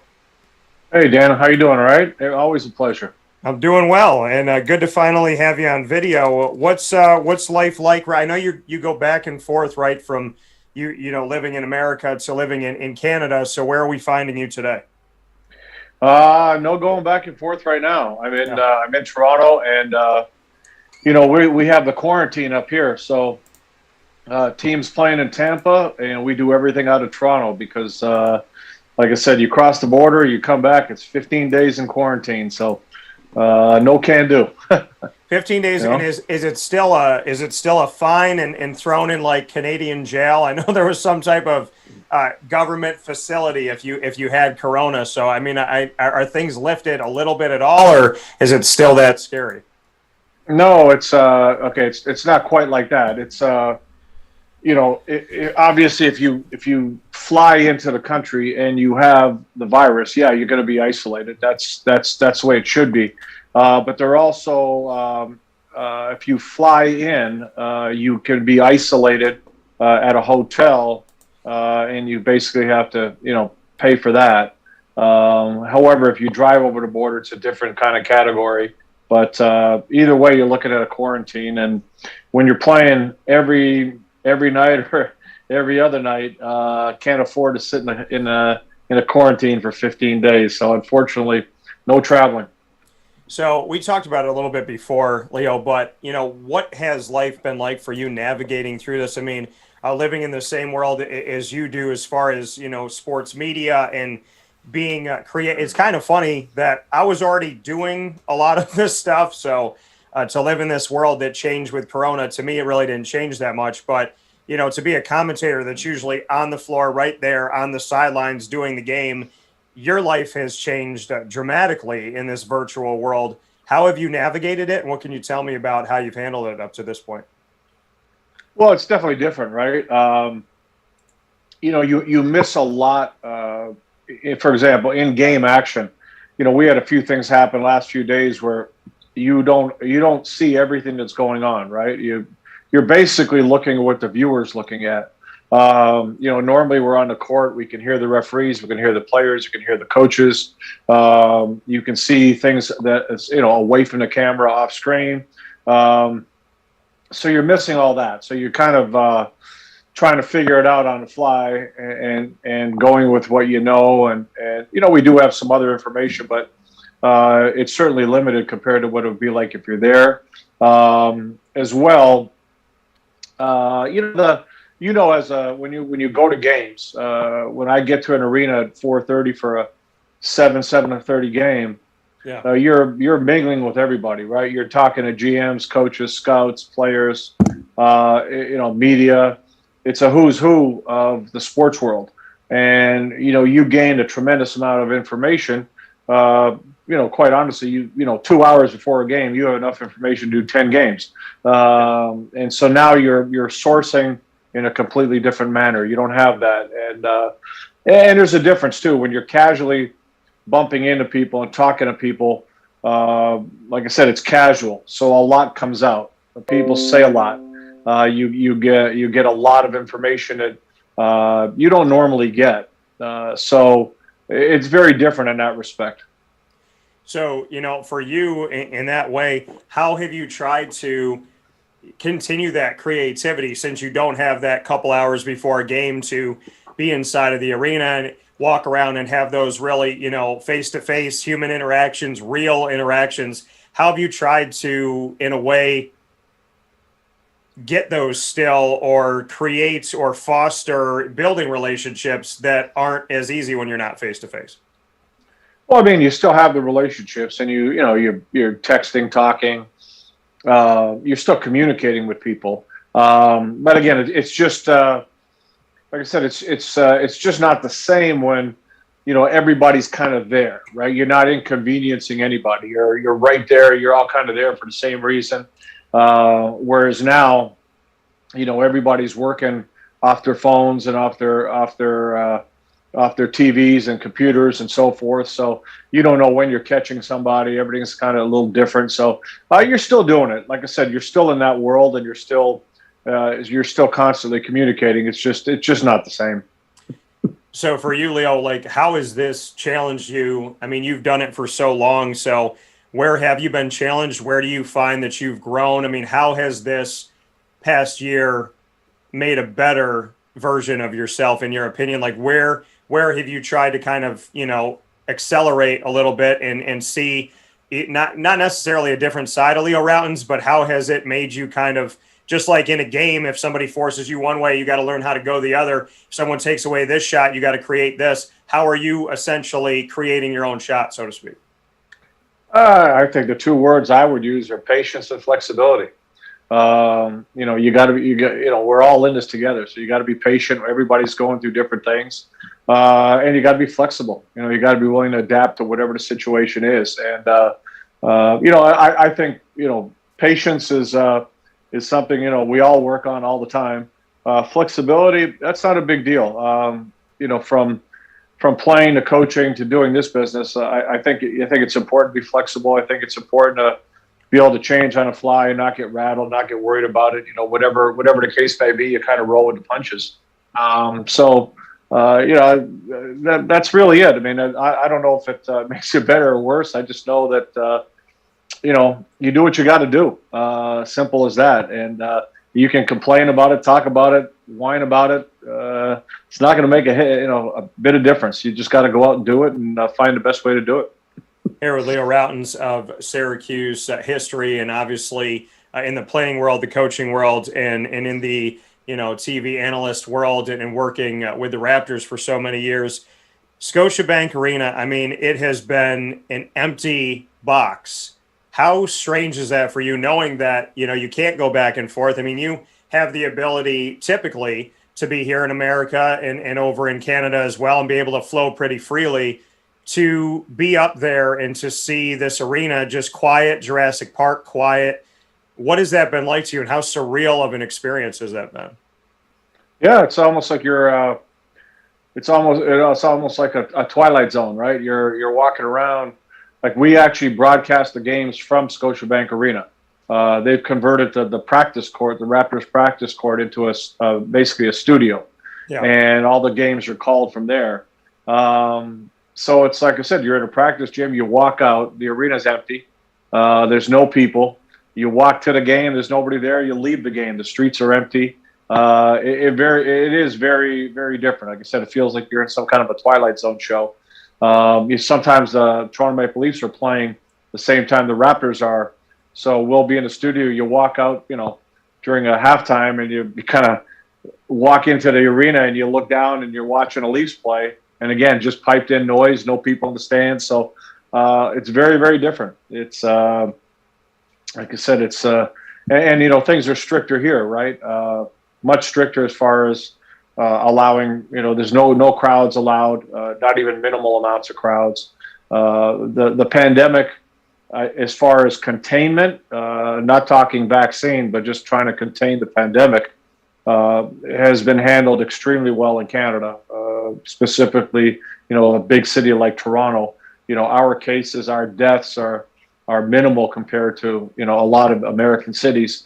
And that's one of the reasons that the Raptors weren't allowed to play here, because they weren't just going to allow teams to fly in and out, not quarantine, and not take all the safety precautions. So, I mean, it's been a hard road up in Canada because it's been so strict, but do you see a silver lining? I mean, obviously you talked about the death toll is far lower and trying to contain it and whatnot, but what have you seen in this past year, and how resilient is Toronto? Well, I mean, hey, I think we're all, nothing's going to be normal for a while. That's for sure. And it's all hinging on the vaccine. I mean, we need people vaccinated. And until you get the lion's share of Canada, United States vaccinated, we're going to have problems. And so I think that's a big hurdle. United States is doing, I think, with Biden in office, has been doing a great job of getting that moving.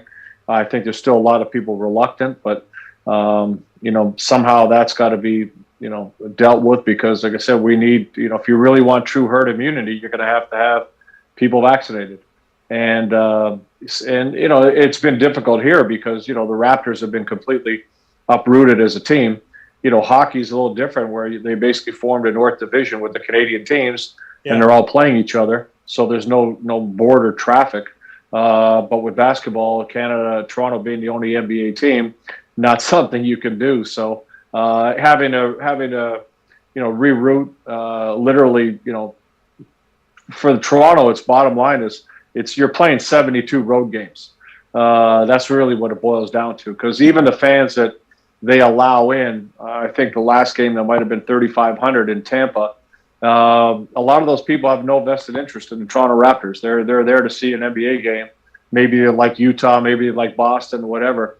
So it's not like any home court. I mean, truly nobody really has a home court this season, but for Toronto, it's especially that way, because all your routines, all your normal things, everything's out the window. So it's been a real challenge that no other team in the NBA has had to face. And having that challenge, we talked about how Toronto had struggled a bit and then started to seemingly catch a stride, and obviously the struggle continues. But what have you seen from the team this season, through your eyes, covering them for as long as you had? I mean, can you attribute a lot of it to not being at home, not being able to get comfortable? Like you said, 72 road games. I mean, is this team just looking uncharacteristic of themselves because of the unique situation of the pandemic, or is there something else? No, first of all, I think the whole NBA is looking uncharacteristic. I mean, think about it. You could be 9 games under 500, go on a 4-game win streak, be right back in the mix. It's crazy right now. And the Raptors, so the beginning of the season, they basically 2 weeks before the season, before training camp, they're getting uprooted. And so things started out very difficult. But then, the Raptors started out like 2-8, and then they had one of the top records in the East. But then they had COVID safety protocol. You had 3 starters, 3 key two-way players, Fred VanVleet, Pascal Siakam, and OG Anunoby, go out into COVID protocol. And you're missing 3 key players for almost 3 weeks, and there's not many teams in the NBA that can absorb that. And so it's been a struggle for the Toronto Raptors. And then what people forget, everybody says, okay, you get COVID, you come back, you go play. Well, okay, go get double pneumonia, sit in your room for 20 days, and then come back and run 10 miles. See how it goes for you.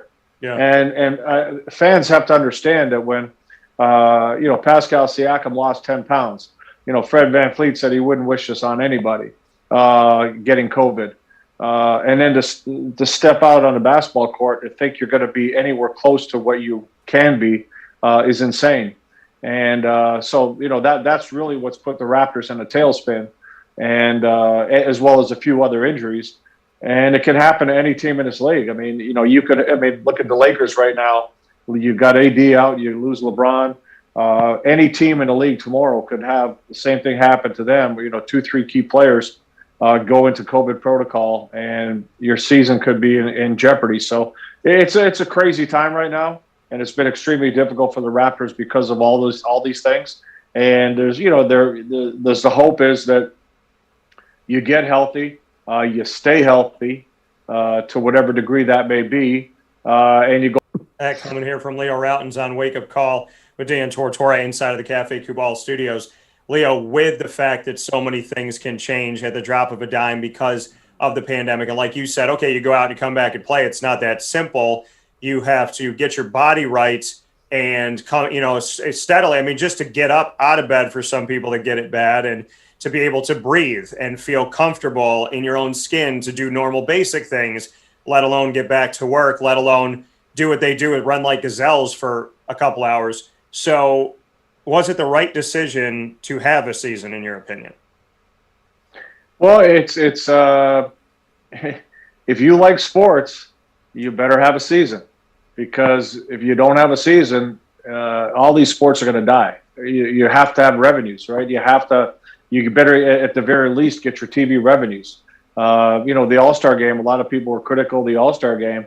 You're looking at what, 30, 50 million, something like that, revenues involved in the All-Star weekend. You need that money right now. If you want a league to survive with minimal fans in arenas, you have to play. So, the NBA has done whatever they can do, as other sports leagues, to make it as safe as possible. When you're in the middle of a pandemic, nothing is truly safe. Yeah. My big concern is, there's so many unknowns, right? Whether you're an athlete or not, whether you're playing or not, there's so many unknowns as to, what COVID-19 is doing to your body, your brain, your lungs, your heart, your blood, that you may feel fine. You may have nothing more than what seems like a cold, and other people have died. And we don't know what the longer term ramifications of this thing are at this point. Nobody can truly say they know. So it's a scary thing. So you still have to live, you still have to function, you still have to, like I said, you still have to work. You still got to make money, make a living, and these teams have to still survive and find a way to get through this.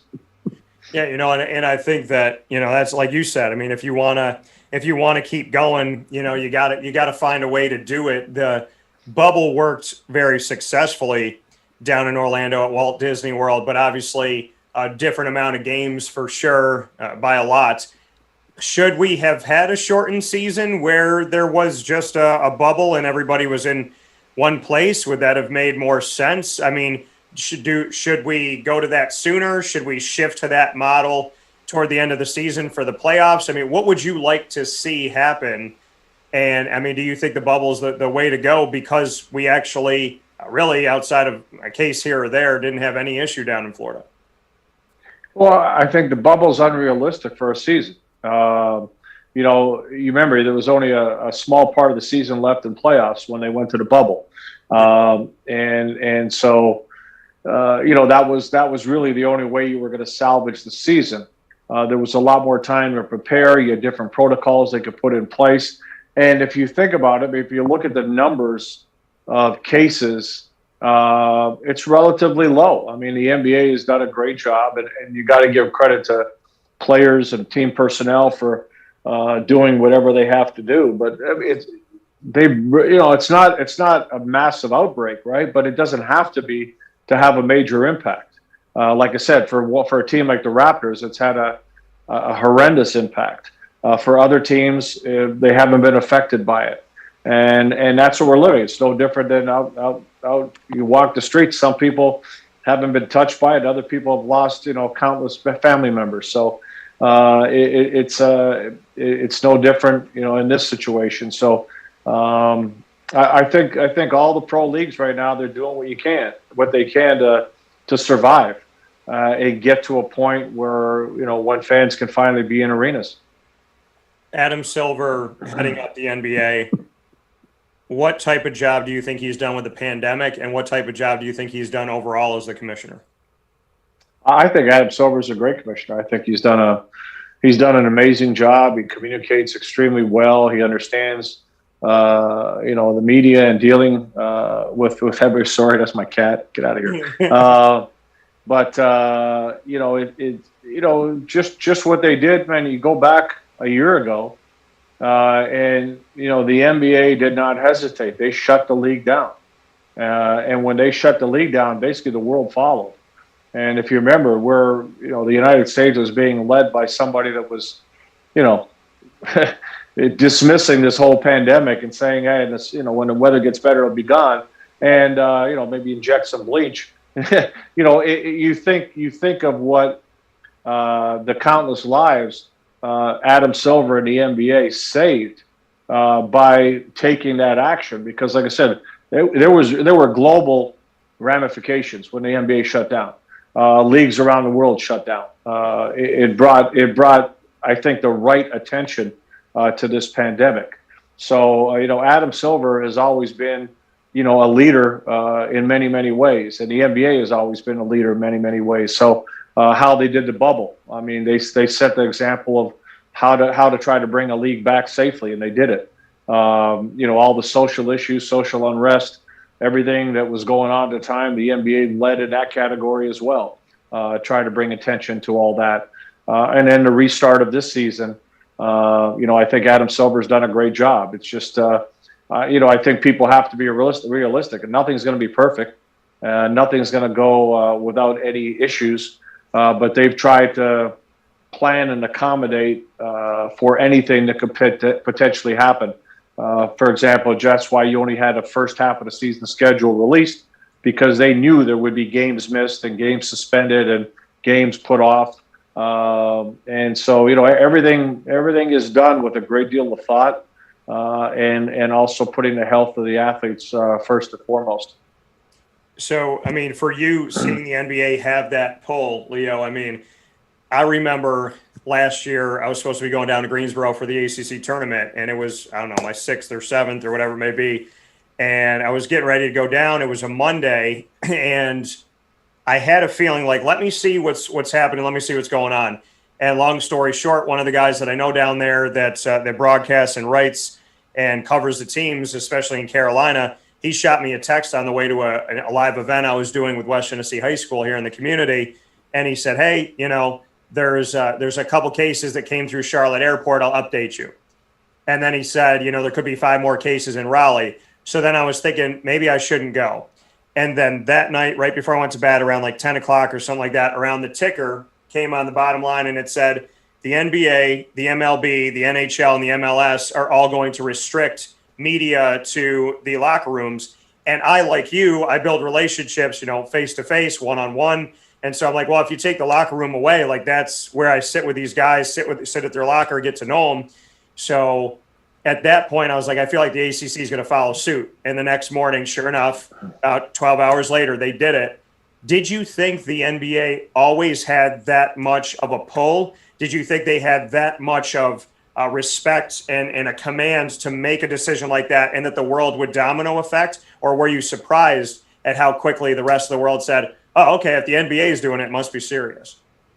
No, I'm not surprised. Like I said, the NBA has been a leader in all areas of sports management. Like I said, social issues, impacting players in all sorts of walks of life, and people and things like that. So, no, I'm not surprised whatsoever. I think it's almost as if people were waiting for somebody to take a stand, right? People were waiting, everybody's scared, everybody's worried, everybody's concerned, but nobody's really sure what to do. when one of the most powerful leagues in the world says, okay, now we're done. We're shutting this thing down. People listen and people followed. And like I said, you have to think that many, tens of thousands of lives were saved as a result of that. And we look at your alma mater of Syracuse. The team was not immune to this either. Jim Boeheim had it going into the season. We learned during the season that Buddy also had it, Frank Anselem, Joe Girard III, potentially Marek Dolezaj as well. Seeing it hit home for you and then hit home in a way in that respect too at Syracuse, and then, the news of Jim Boeheim having it, knowing that, this is a man in his 70s, getting up there, getting closer to 80 than 70. What went through your head when it hit Syracuse and it hit other places? And even Jim Boeheim, who to a lot of people looks like immune to anything over these last 45 years, that he had to navigate through it as well. No, it's scary, right? It's I thought there was a great deal more risk with college basketball than the NBA. NBA, you're talking about professional athletes, that there's a lot of people involved in managing their lives and team situations. And, there's a great deal to risk, financially. It's an easier environment to control. With NCAA, you talk about kids on campus and they're kids, right? They're young guys, and they want to see their friends and do things kids do. And so it's a much more volatile and explosive environment for a pandemic. So I was very concerned. And of course, the older you get, the more risk there is. So for Coach, when I heard he got it, obviously you say your prayers and you hope it works out okay. And like I said, the crazy thing with this, I have friends that have serious health issues that are compromised, that got it and had nothing more than sniffles. Yeah. I've had friends that are healthy, younger, and I had one that was in ICU for 2 months and nearly died twice. So, and I got more examples of both sides. So, like I said, it's scary, right? And obviously I was very concerned. And I think you see as well, I sporadically, I saw some things where, like Girardi, I think, was talking about how he just wasn't feeling right for a while, right? And I think you get that when, Jason Tatum in the NBA with the Celtics said, he still doesn't feel right. And statistically, you could see differences in his game. And I think that's the scary part. Somebody says, okay, I got it. It wasn't that bad. We don't know that. You don't know that. Like I said, you don't know the lasting effects of something that, like I said, affects your lungs and your heart, and your blood, and like I said, who knows what, right? So that's the scary part. And I think the fact that Syracuse was able to kind of regroup and put this great end of the season run together was the fact that whether it be Girardi, Buddy, just getting healthy, right? Just getting back on track, getting your confidence back, getting your legs back, your stamina to allow you to play and compete at a high level. So, it's a lot of it's timing, right? Like Virginia, bad timing. VCU, bad timing, right? So, Syracuse got it earlier, and hopefully nothing touches them between now and when they win the championship. Yeah, and the thing is, this has been a very interesting NCAA tournament. I don't know how much you paid attention to it, but Gonzaga, are you surprised? The only team that looks normal this year is Gonzaga. Duke did not, Kentucky did not, Kansas just got blown out by USC despite making the tournament. A lot of these teams don't look like themselves. Gonzaga, who had a start and stop, they had a series of games that they had to, postpone and whatnot in the season, early in the season. But the only undefeated team out of over 300 in Division I men's basketball. Does it surprise you that Gonzaga is the only team that looks normal? And what does it say about them that they seemingly navigated through this better than anybody as far as their record states, their seeding states, and what they've been able to do? Well, obviously that's a very deep, talented team, right? So the deeper you are, the more talented you are. you can things sway your way in a lot of areas. So and there's luck, right? There's luck involved in all this for everybody, and you got to give them credit for staying focused through all this, because that's what you're seeing right now, right? That this is a season unlike any other season. You have teams. There's no home court really, right? Yeah. So going to the Carrier Dome or going to play at Duke, it doesn't matter. Who cares? You're just going into an empty arena. Players don't have the release that they normally have, whether it's hanging out with your friends, going out, doing things. You don't have that release, the escape.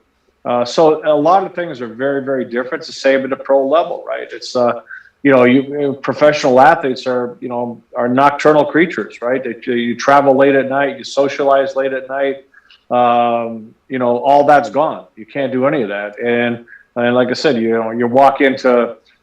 go into San Francisco to play Golden State, and that's one of the best crowds in the NBA, and there's nothing, right? Scotiabank Arena, you don't even get to play in front of one of the best crowds in the NBA. So it's very different for everybody. It's very different for everybody right now. And Gonzaga has had luck, but they got a tremendous program and talent and depth that may get them to the top.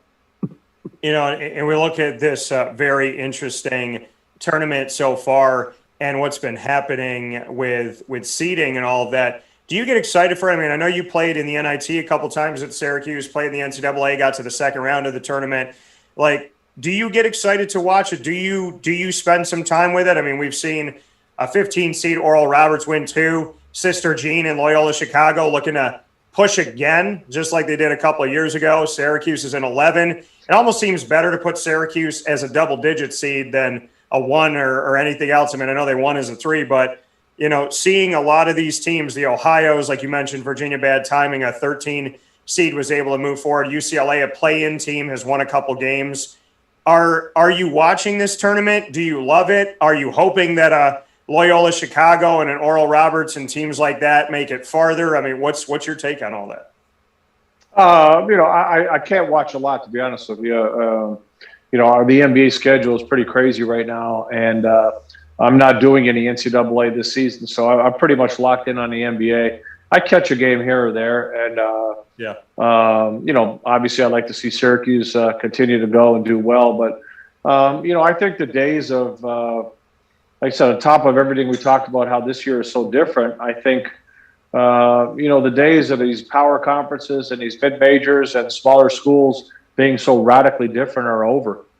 You see tremendous talent at all levels, and it's an NCAA tournament. Whether you got crowd or not, it's a tremendous amount of pressure, right? Every game is televised. Everybody's talking. You're a high seed playing against a low seed. There's the pressure going both ways, the whole bit. So anything can happen. And you're talking about kids, right? You're talking about kids. So anything can happen. And I'm not surprised. I'm not surprised by top teams going down. That I think we're going to see where we continue to see that more and more and more. Dan, you used to be able to turn on a TV, and if it was Syracuse playing, I'm just throwing names out of the big, small. If you saw Syracuse playing a Cornell back in my day, all you had to do was turn on a TV and you know which team was which, just by physically looking at the players. Yeah. Forget the uniform. You would just know which team is which. Now you turn on the TV, you wouldn't know the difference between UCLA and Monmouth. Everybody's got athletes. Everybody's got guys that can swing off the rim. And what happens is, because you got athletes, you can play defense, you can rebound. And when all the pressure is on the higher seed, right, all you got to do is get hot. If you get hot, make some buckets, get a lead, let that game come down to the wire close. The pressure keeps building. And anything can happen. But like I said, when you have athletes across the board now, big or small school, you can do two things that you might not have been able to do years ago, and that's defend with anybody and rebound with anybody. Speaking here with Leo Rautins for a few more minutes here on Wake Up Call with Dan Tortora inside of the Cafe Kubal studios. Syracuse, your history, your time there, remembering the time that you had in the postseason and everything you went through there. student athletes have had a year plus, unlike anything we've ever witnessed. Do you think you could have gone through a time like this if you were a student athlete right now? And what would be your advice to them, knowing that you got to have the full college experience? I mean, could I do it? Yeah, I guess so. I mean, but what's your choice, right? You don't have any choice. You do what you got to do. So, nobody's ever had anything like this. And if you want to play, you got to follow all the rules. You got to do everything you can to play. And I think most of these kids want to play, and they don't want to do anything to jeopardize that. Academics are all different right now in terms of how different schools are handling all that.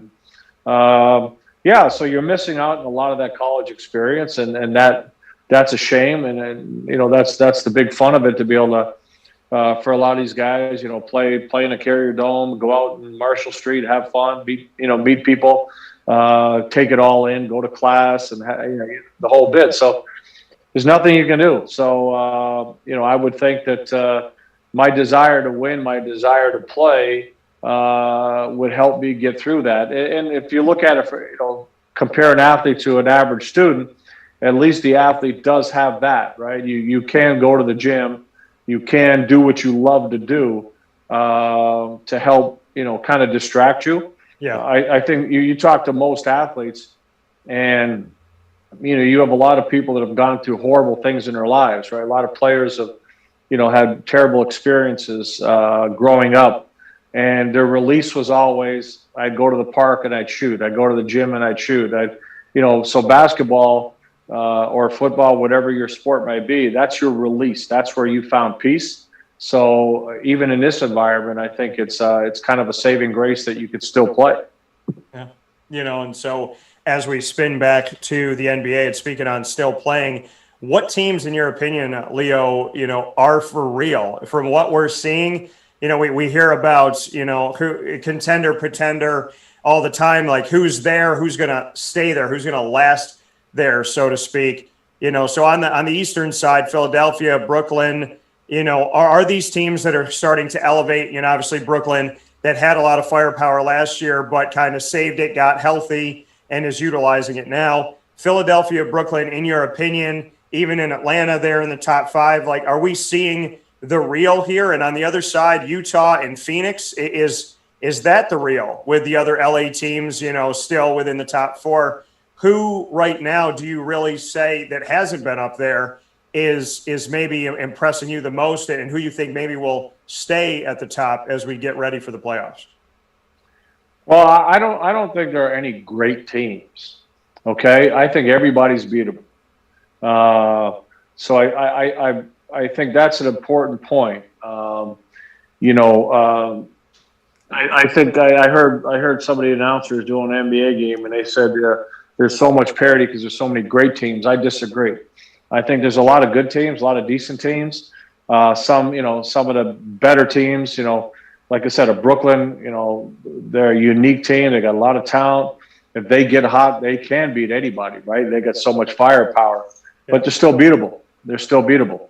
The Lakers with LeBron, when he's healthy and that team's healthy, just having LeBron on the floor makes all the difference. That they're a contender. They're right there. All the other teams, it's you're rolling the dice, right? I mean, Milwaukee's good. Philadelphia's good. The Clippers are good. Utah is good. Phoenix is good. So it's really, I think this is a season where anybody can win. And when I say anybody, among those top teams I mentioned, you've got a lot of teams, Atlanta, Charlotte, teams like that, like I said, it's early. Look at the Knicks where they are. It's early, halfway, little over halfway. And like I said, things can change dramatically. You lose 4 games, you can drop way down, or you win, not way down, but you win 4 games, you're right back in. Like I said, you can go from 10th to 5th in a week. So there's some teams that are just going to be around, but the top teams, as I mentioned, the ones that I mentioned, they're good teams, but nobody's a lock to win anything.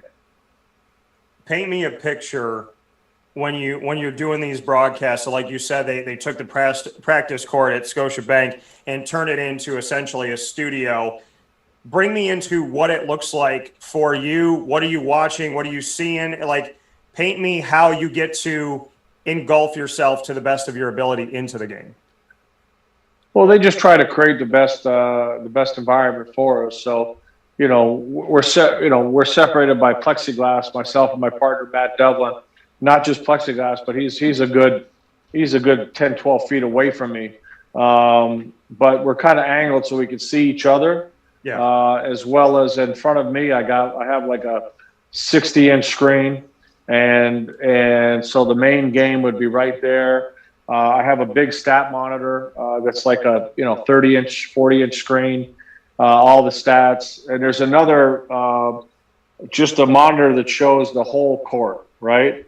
So if you're watching a game like me, and a player falls down, well, the camera's going down the other way with the ball. I can look on that big screen and see the whole court, and I can see that player, whether he's getting up or not, or whether the trainers are running over, whatever. So you kind of have that big picture view. And really, that's it. I mean, that's what we have in front of us. And we just kind of go off of that. And then, I think the big thing is communication with who you're working with, right? Normally, you're sitting right next to each other. You hit each other, you tap each other. You're out. You really make physical contact a lot of times to make your point, or tell somebody to be quiet, or whatever. There's a lot of interaction. So that's kind of taken away. So you kind of have to do it visually from a distance. But other than that, that's pretty much the setup. And we have access to. Our producers and directors have access to information that can come into them, and they can pass it along to us of things that we may not be able to see or hear. But other than that's pretty much the setup. So, do you feel like it's going on? I mean, does it feel seamless now? Do you feel like once you've gotten into the swing of things with all these games having gone on, is it kind of muscle memory at this point? Even though it's different, obviously, by the look of you physically doing it, but when it goes on camera and you're there with your partner, does it feel like it's gotten back to normal? I mean, it's our normal, right? It's like everybody else. See, everybody's got their new normal. So, I'm not looking at this as some kind of a major adjustment. I mean, it is what it is, right? I've done games. I've done international games off a monitor. Because obviously we're not going to be flying us to Brazil or Mexico, whoever it may be, for games oftentimes. So yeah, I've done this before, so it's not something that's brand new. And like I said, this is our normal, right? This is our normal. Everybody would like to be in an arena calling a game, but it's not happening. So you come in each day, and this is what you do. And it seems like, I mean, you have some fun with it. I know on social media you post different pictures and things. You make faces to different things that have happened and whatnot. So, it looks like you're trying to engage on social media and get people to have fun and kind of, be on the lighter side of things, which I think is helpful too. Well, we do a lot of things during the game that's interactive with on social media. Raptors have a big following on social media. I like to have fun. I mean, we're talking basketball, right? It's not brain surgery. It's not it's the economy in Asia. We're talking hoops. So it's fun. I don't like to overcomplicate it. I like to have a good time. And you got to remember there's no energy in a dark room, right? You got to bring the energy. So you have to bring energy so your fans can feel that energy. And I think that's the other point that. Sports is a big release for people right now. It's an opportunity to kind of forget all the troubles, forget what's going on, see your team, cheer, have fun. Raptor fans, as many other fans, are very passionate. So, I think it's very important to be cognizant of the fact that this is very important, maybe more so than ever. With everything going on and all the pain and strife and issues in people's lives today. So I try to really bring a positive, and Matt Devlin as well, my partner, we try to bring a real positive energy, have a few laughs, keep it light, and make it an enjoyable experience if someone's listening to the game. has it reinvigorated you? I mean, I know you've loved sports for such a long time, loved basketball.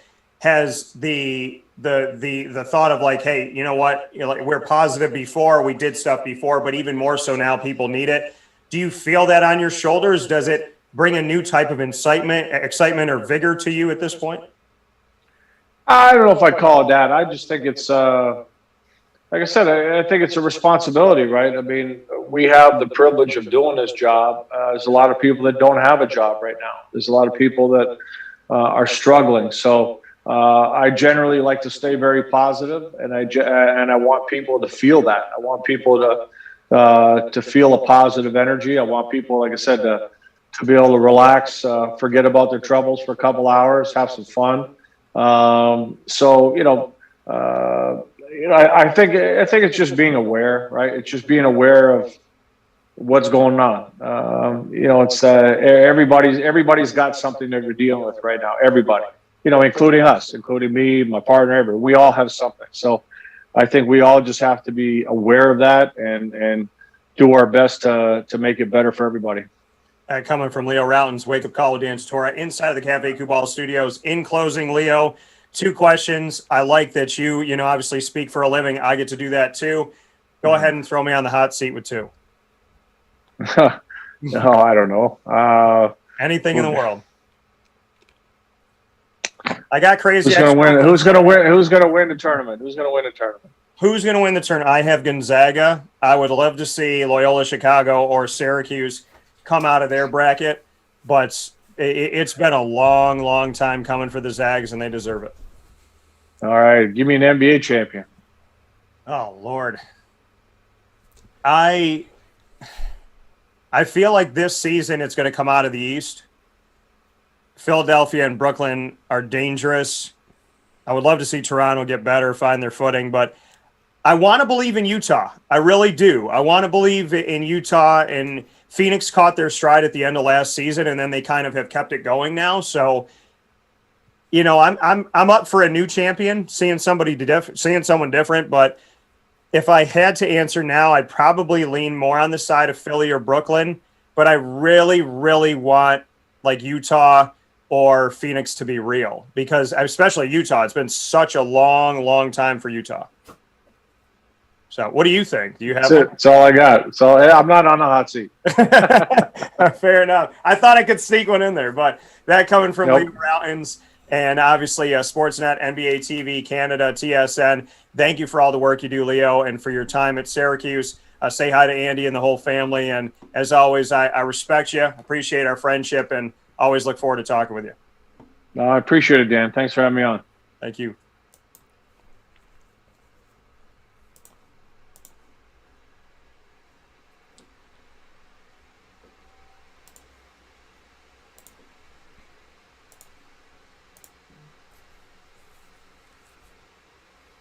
That coming once again from Leo Rautins here on Wake Up Call with Dan Tortora. We'll take our final step aside of today's broadcast to get all things set and squared away and send you off to the weekend. Wake Up Call with Dan Tortora has done 12 days straight. Well, no, I'm sorry. More than 12 days. Wait, I got to think about it. Yeah, no, 12 days straight. Because we did the 5, then we did the 2, because we did Saturday and Sunday this past week with the tournament, and then we kept going on from there. So, yeah, 12 days straight, and we keep rocking. So, we'll wrap up this week right after this.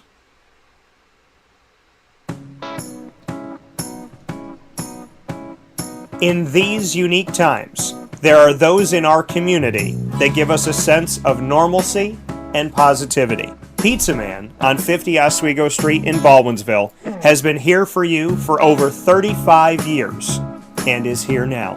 Call 315-638-1234 or order online at pizzamanbville.com to bring those familiar tastes into your home. And remember to come see our monthly on-site broadcasts centered around the community and our Baldwinsville Bees.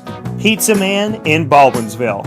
Any way you slice it, they are always here for you.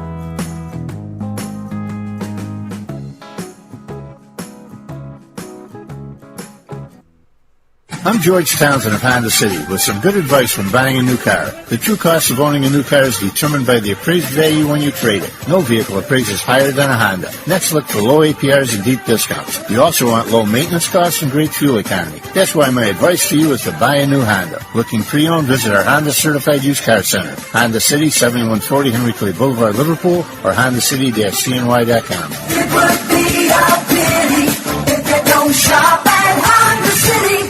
This is Jimmer Sikowski, owner-operator of Chick-fil-A Cicero, 7916 Brewerton Road in Cicero, right in front of the Home Depot. I had a deep feeling that God wanted me to do something bigger with my life and to help people, help others. I kept putting Chick-fil-A in my life, and I realized as I was going through the franchise selection process that positively impacting the lives of others was really core to what we do here at Chick-fil-A. First of all, it starts with the food. The food is brought in fresh daily. We bring in local produce. We prepare to order in the kitchen. We hand bread our chicken. We hand spin our milkshakes. It's great food. It doesn't taste like fast food. I think the second thing is the way people feel when they come in a Chick-fil-A restaurant. It's different. We try to treat people with intentional kindness here, which is very different and deeper than good customer service. And so I think it feels remarkable for most people to come in a Chick-fil-A restaurant. And then lastly, the impact that we try to have in the community is very different. It's a big part of the expectation of every operator of a Chick-fil-A restaurant is that they're actively engaged in their community, they're a leader in the community, and they're making a difference. When they realize that what we're striving to do is to shine a little light in their life, that's a very, very different experience than you will have in any other quick service restaurant. And it's that remarkable experience that I think people will emotionally connect with.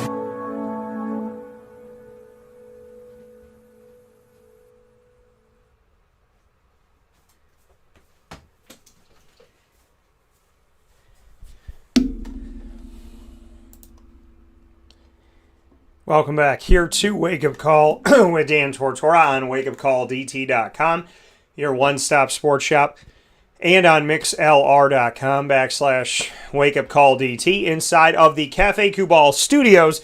I want to give a special thank you to everybody, facebook.com/live-now-dt, as well as on youtube.com/wakeupcalldt.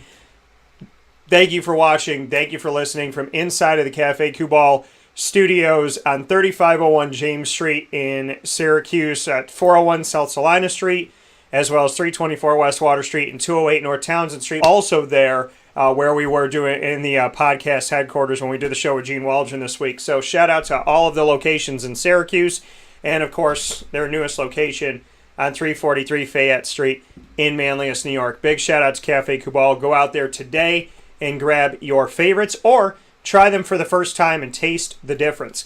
Big shout out to maandpazpopcorn.com for what's poppin', giving us a list of topics, as well as giving us a fish fry all throughout Lent. They're going to be there this Friday from 11 a.m. to 6 p.m. on 201 Old 7th North Street in Liverpool, New York. And I'll put up the information on social media for you as well. And a big thanks to Carvel DeWitt for the annoying moment of the week, Juanita Ward, my partner in crime, and of course Chick-fil-A Cicero for lead, the top dog of the week. Want to thank K9 Camp Dog Daycare and K9 Kampground Dog Boarding, where I honored my mother. And, of course, my video special with the one and only Leo Rautins, who was there when Syracuse defeated Houston back in 1982 with his teammate, Mr. Gene Waldron, who was on the show here. So, big shout out, lots of love, much appreciation, and I look forward to talking with you all soon. I hope you have a fantastic day. And, of course, make sure that you support our companies in our community, and whether it's a national name or a local name, they're very, very, Carvel and Honda and Chick-fil-A have been very local and very loving to our community, and they are just as much a part of the family with Cafe Kubal, the Wildcat Sports Pub, Avicoli's K9 Camp Dog Daycare, Pizza Man, K9 Kampground Dog Boarding, as well as the Millhouse Market and Ma and Pa's Kettle Corn and Popcorn Factory. Make sure you head out to Ma and Pa's popcorn.com and get in touch with them so that you can get yourself 20% off maandpazpopcorn.com. Use the promo code DT20 to get your popcorn ready and get 20% off of all of your online orders, including in-store pickup, by going to maandpazpopcorn.com and using my promo code DT20. You'll find Wake Up Call on MixLR, Stitcher, Spotify, TuneIn, iHeartRadio, Podbean, iTunes, and Apple Podcasts, as well as YouTube. And, of course, here every Monday through Friday on Facebook.com/LiveNowDT, MixLR.com/WakeUpCallDT, and on YouTube.com/WakeUpCallDT, as well as on the homepage of our main site, WakeUpCallDT.com, Monday through Friday from 9 a.m. to 11 a.m. Eastern Time. Under promise and over deliver, we have had over 2 hours of broadcasting for you all throughout the week, and I appreciate you so very much, and thank you for tuning in and being a part of the show. In the meantime, as always, Facebook at WakeUpCallDT, Twitter at CallDT, and Instagram at WakeUpCall_DT. And God bless, no stress, do your best. You know that's how we do it here, always and forever. I'll talk with you soon. Never stop believing in yourself. Spend your time wisely. Be good to each other. To our loved ones that have passed on, may they be safe and sound in heaven. May we be safe and sound here. And may we all be safe and sound together. Stay positive. Stay kind. Stay true. Be yourself. And believe that you can. Because fear is false evidence appearing real. And God is always on your side. God bless. No stress. Do your best. Have a great day, folks. Enjoy the weekend. So much greatness coming up with the tournament. And can't wait to share that with you. Talk with you soon.